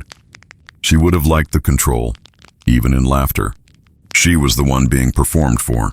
A fringe anecdote, an unverified story claims that after her death, one of Shakespeare's actors dreamed she visited him backstage, thanking him for making her live forever in words. When he woke, the script on his table was damp with river mist. You close your eyes and listen. The rain has stopped and the night carries that particular quiet only big cities know, not silence but balance. Somewhere far away a siren wails. Somewhere closer, a bar door shuts with a thud. The rhythm of life unbroken. Historians still argue what Elizabeth feared most, aging, rebellion, or being forgotten. Perhaps all three were the same thing. In her final years, she surrounded herself with mirrors and refused to see them polished. "I see too much," she once said. You understand that now. Power demands mirrors, and mirrors never stop reflecting. You walk toward the river again. The tide is low, the stones at the edge slick with algae.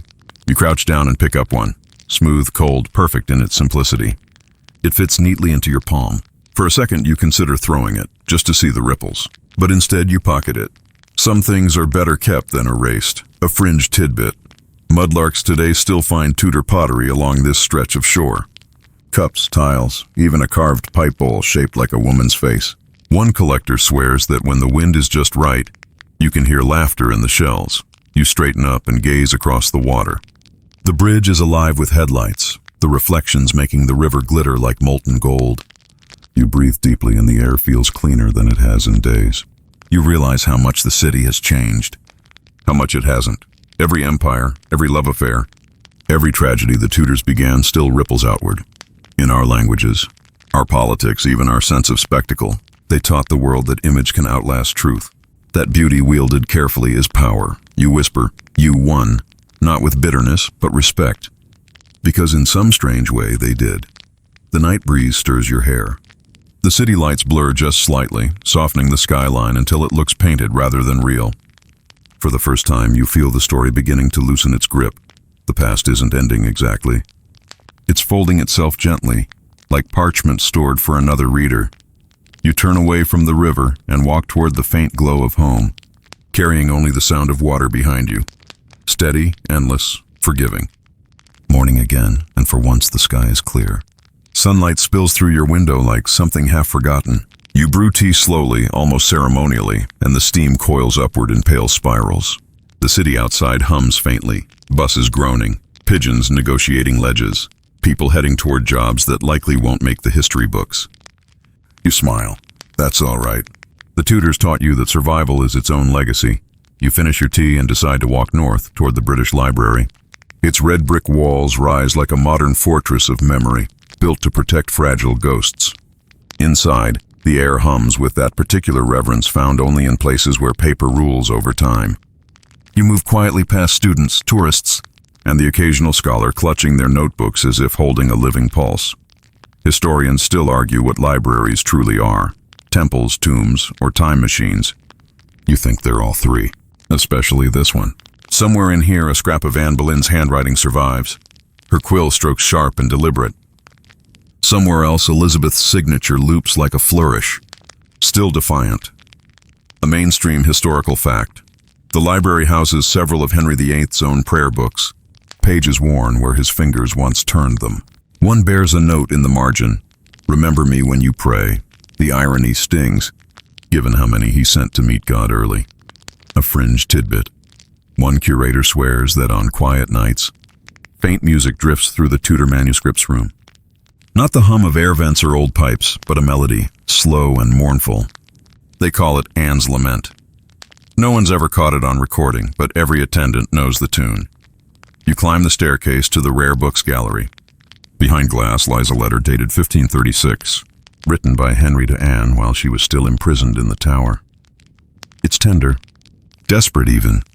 "Mine own sweetheart, though you be in torment, know my heart is ever yours." The date, just weeks before her execution, renders the words both beautiful and unbearable. You stand there a long while, the hum of the air conditioning like a sigh. Historians still debate whether Henry ever truly loved Anne or merely loved what she represented. Some say passion blinded him, others that pride destroyed them both. You suspect it's simpler. They mistook each other for salvation, as lovers often do. You move on to another case, a first edition of The Fairy Queen by Edmund Spenser, printed in 1590. It's dedicated to Elizabeth, cloaking her in allegory. Gloriana, radiant and pure. The pages smell faintly of ink and dust. You can almost feel the poet's nerves trembling beneath the lines, hoping flattery might earn forgiveness or favor. It worked. For a while, a fringe anecdote. One librarian once found a pressed violet between the pages of that same copy. No one knows who placed it there. Some think a Queen's admirer, others just a romantic archivist centuries later.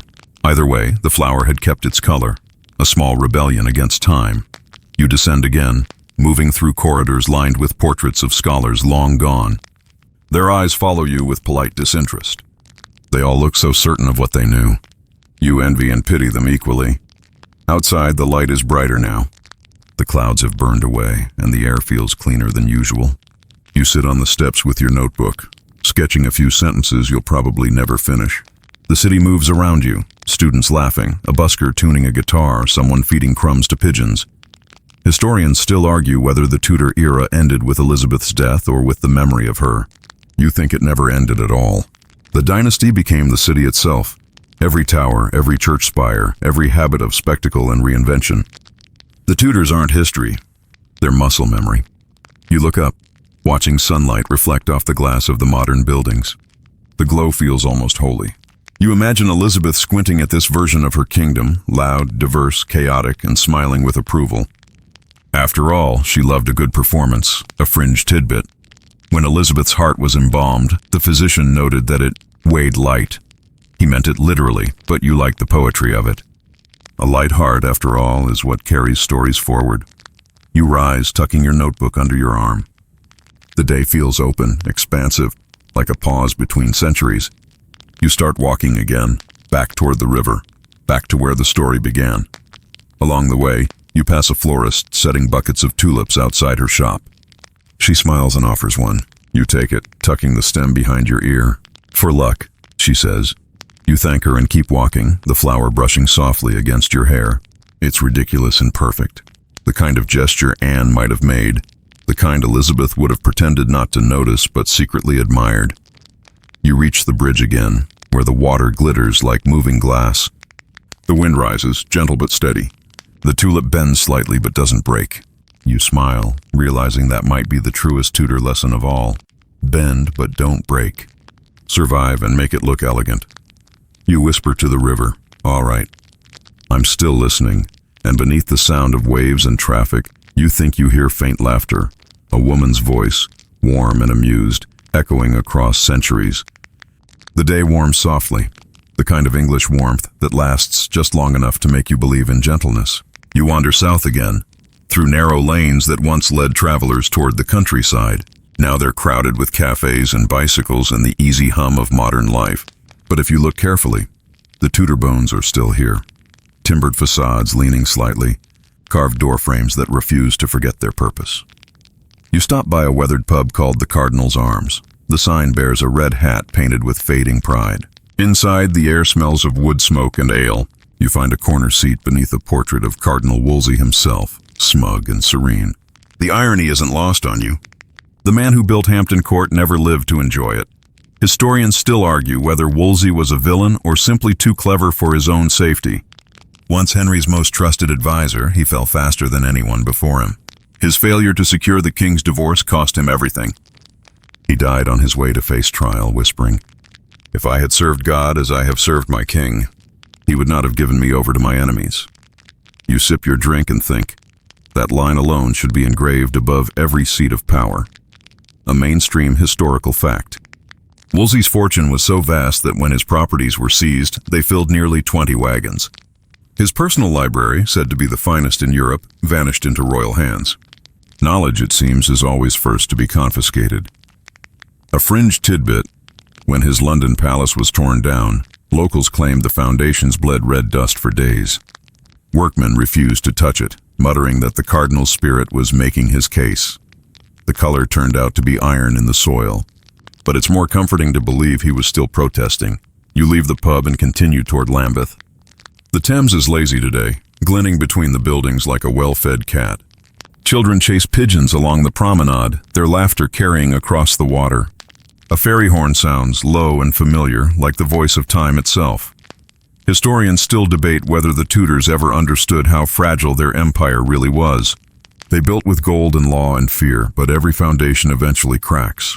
You think of how Wolsey's fall mirrored Henry's later regrets. How every power, unchecked, ends up devouring its maker. At Lambeth Palace, the home of the Archbishop of Canterbury, the old red brick walls still stand, softened by ivy.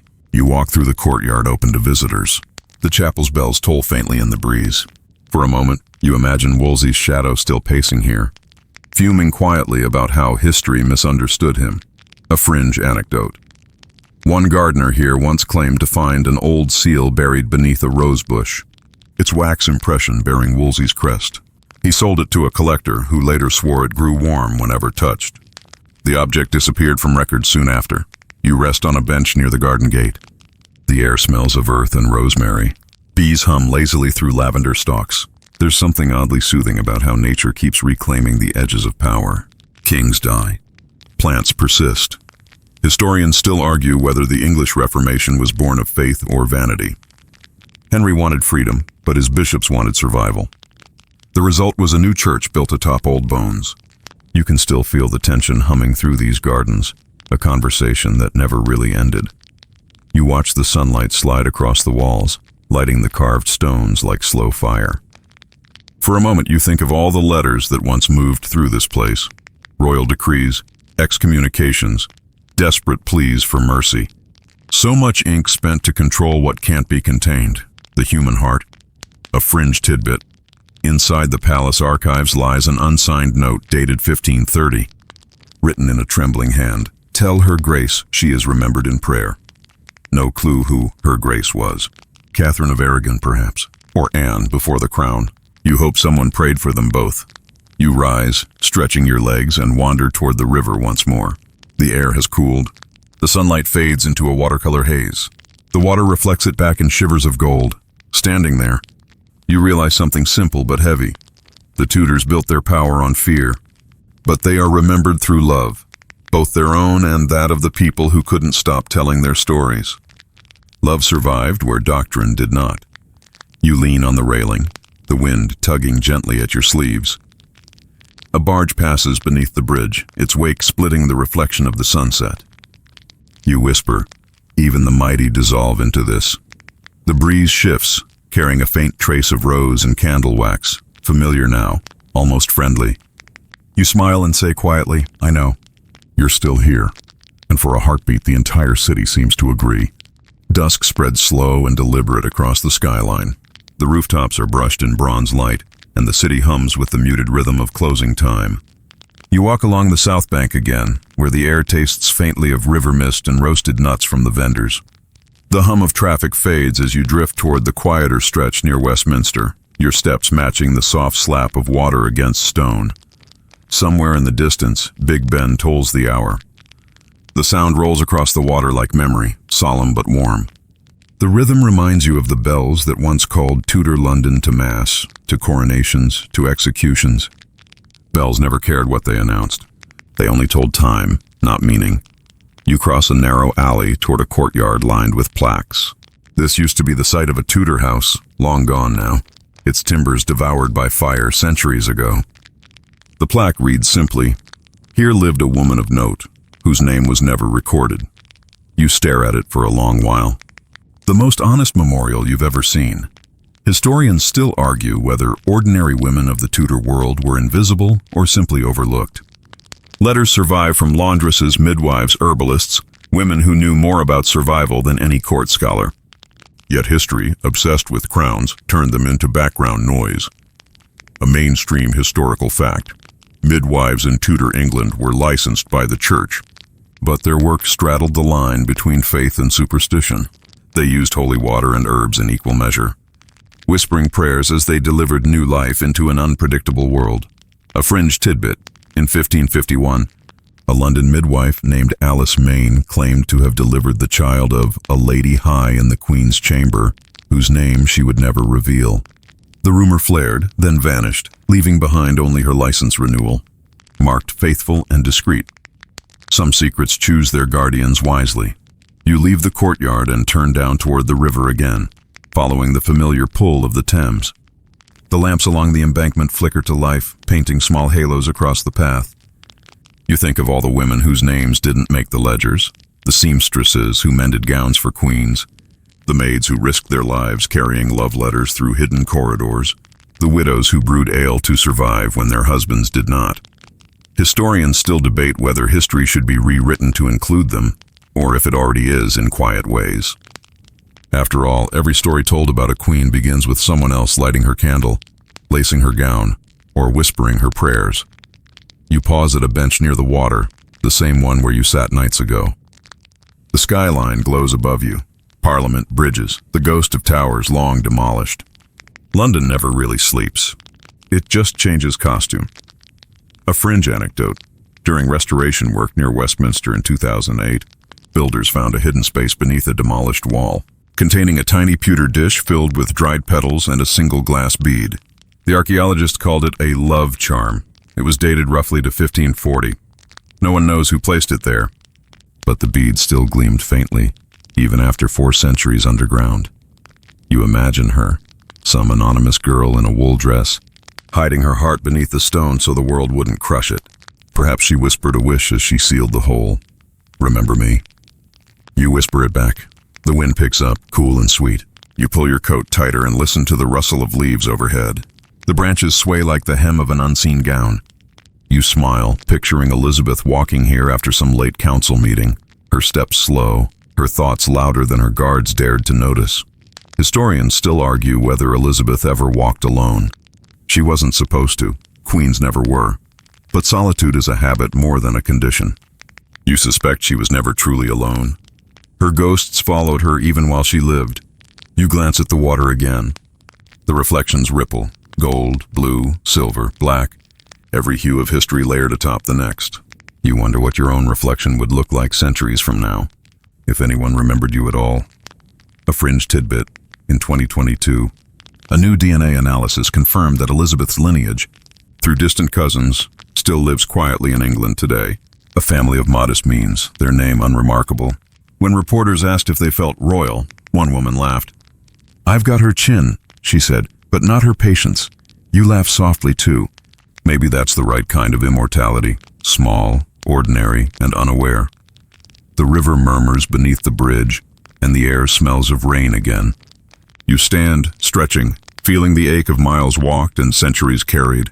The story isn't over yet, but you can sense its heartbeat slowing, growing calm. You whisper to the water, "All right then, let's finish this gently," and the wind, ever faithful, brushes your face like the touch of a queen granting permission. The night settles in layers now, soft and silver, folding around the city like a memory too tired to haunt. You walk west toward Richmond, where the air feels older and the river slows its speech. This was Elizabeth's final refuge, her sanctuary, her solitude, and eventually her deathbed. The Thames narrows here, its current quiet and obedient, reflecting moonlight with a reverence that feels almost religious. The path winds through willows and shadowed meadows until the ruins of Richmond Palace appear, or what's left of them, brick arches, scattered walls, outlines of vanished glory.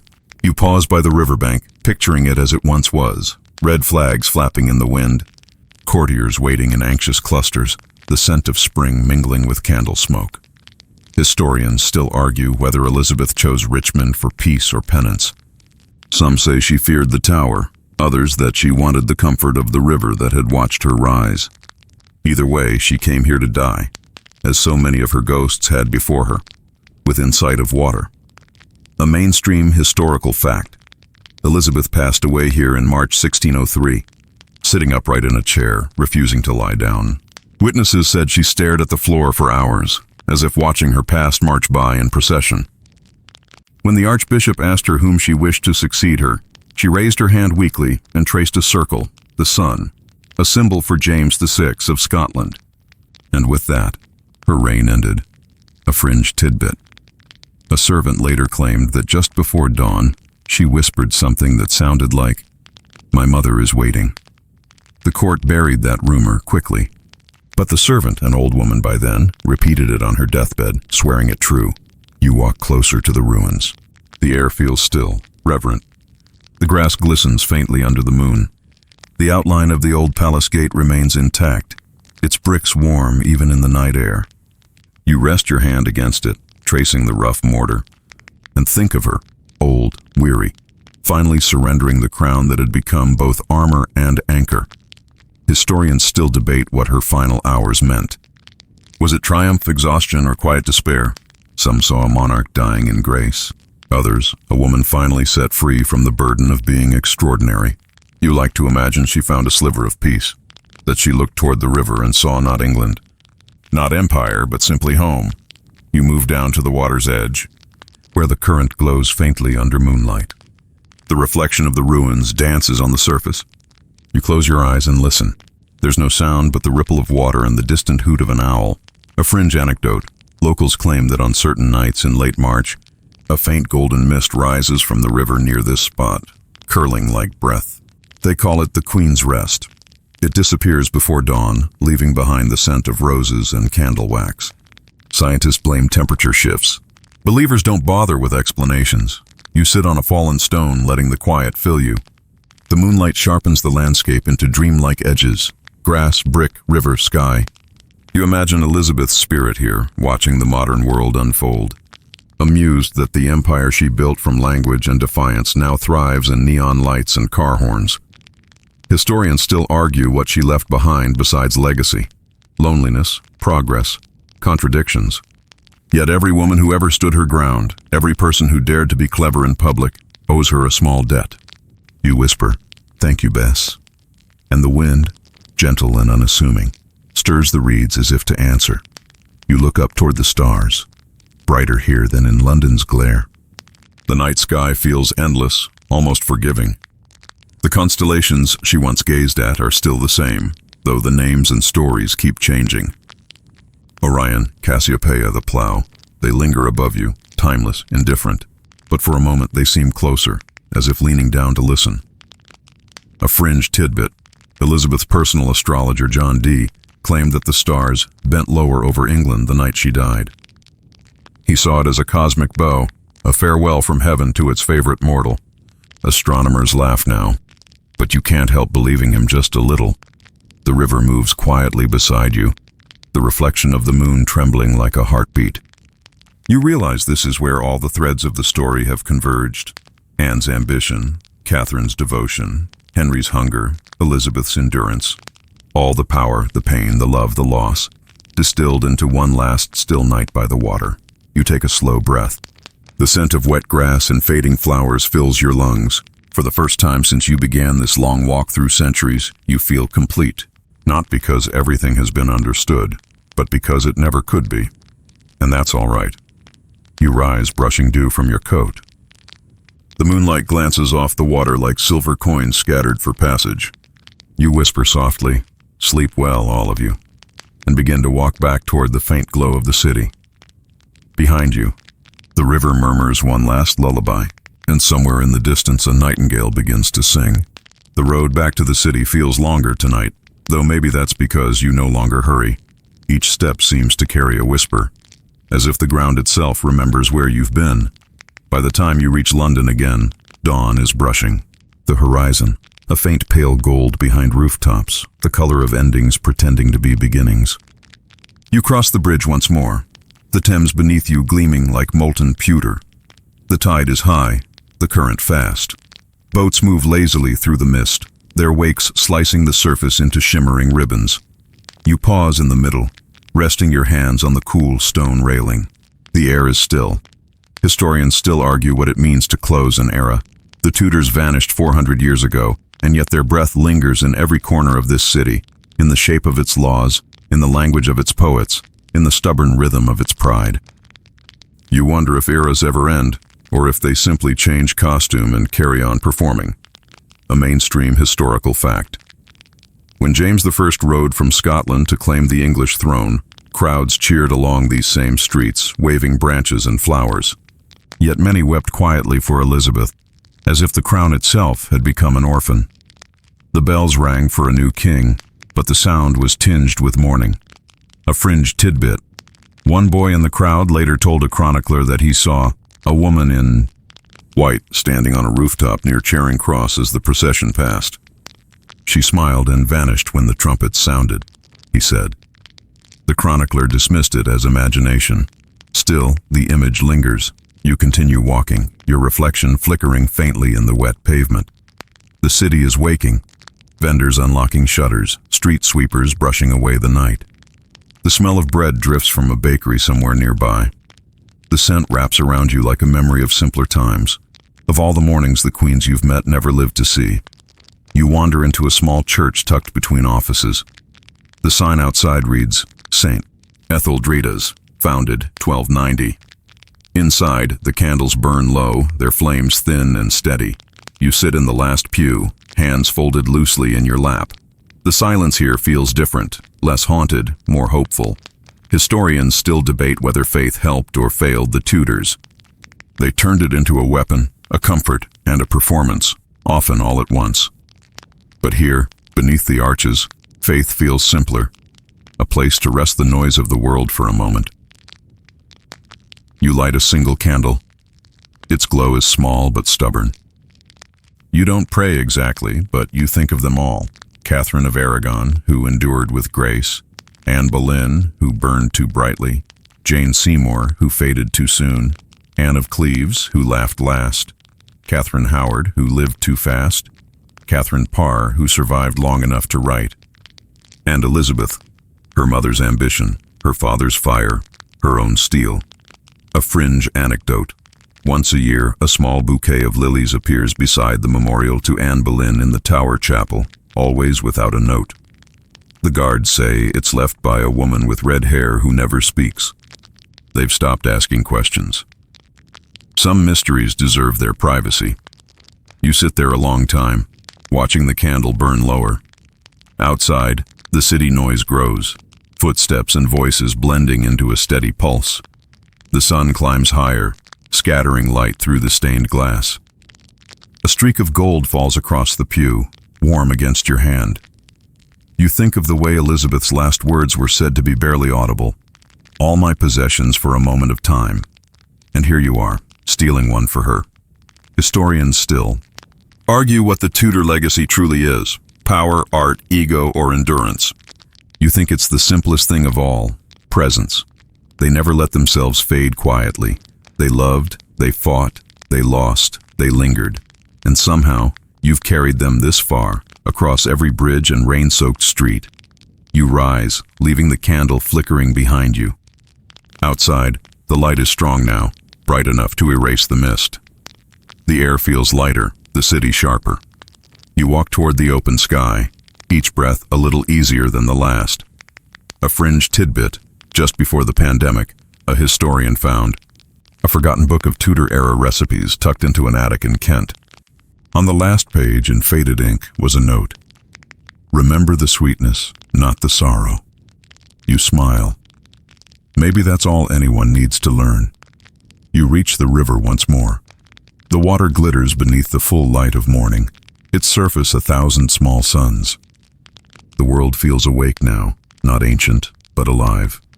You rest your elbows on the railing, close your eyes, and let the sound of the Thames fill you. You whisper, "We made it." The wind answers softly, curling around your ear like a voice half-remembered, half-dreamed. You can't tell if it's Anne's laughter, Elizabeth's sigh, or just the city exhaling. Either way, it's enough. You smile, and for the first time, the story feels ready to sleep. The streets are hushed again by the time you find yourself back near the river. Morning has given way to that soft in-between hour where the day pauses before deciding what it wants to be. The sunlight glances off the Thames like 1,000 sighs, and the city, ancient, hungry, forgiving, exhales around you. You lean against the railing, hands cool on the stone. The water moves steadily beneath you, carrying echoes of every voice that's ever whispered along its edge. Traders, poets, lovers, queens, all of them have passed this way. All of them thought their words would last forever. And in a way they have. You've carried them through your own sleepless night. Historians still argue whether history repeats itself or simply rhymes. Standing here, you think it does neither. It lulls. It hums like a lullaby that never quite ends. The Tudors didn't vanish. They just changed forms. They live now in phrases, in portraits, in the way England still debates love, loyalty, and pride. A mainstream historical fact. After Elizabeth's death, James I ordered her tomb to be placed beside her half-sister Mary's in Westminster Abbey, rivals in life, resting together in silence. The inscription above them reads simply, "Partners both in throne and grave." A fringe tidbit, during restoration work in 1973, conservators found a single pearl tucked into the folds of Elizabeth's burial robe. No one knows who put it there. Some said it was a token of mourning. Others thought it was Anne Boleyn's last gift returned to her daughter. At last, you smile at that thought. The air smells faintly of rain and stone. Somewhere behind you, a bus rumbles, a pigeon flutters, a door creaks open to a new day. The world goes on, unaware of how many ghosts still walk its edges. You take a long, quiet breath. The story has circled back on itself, the way rivers find the sea.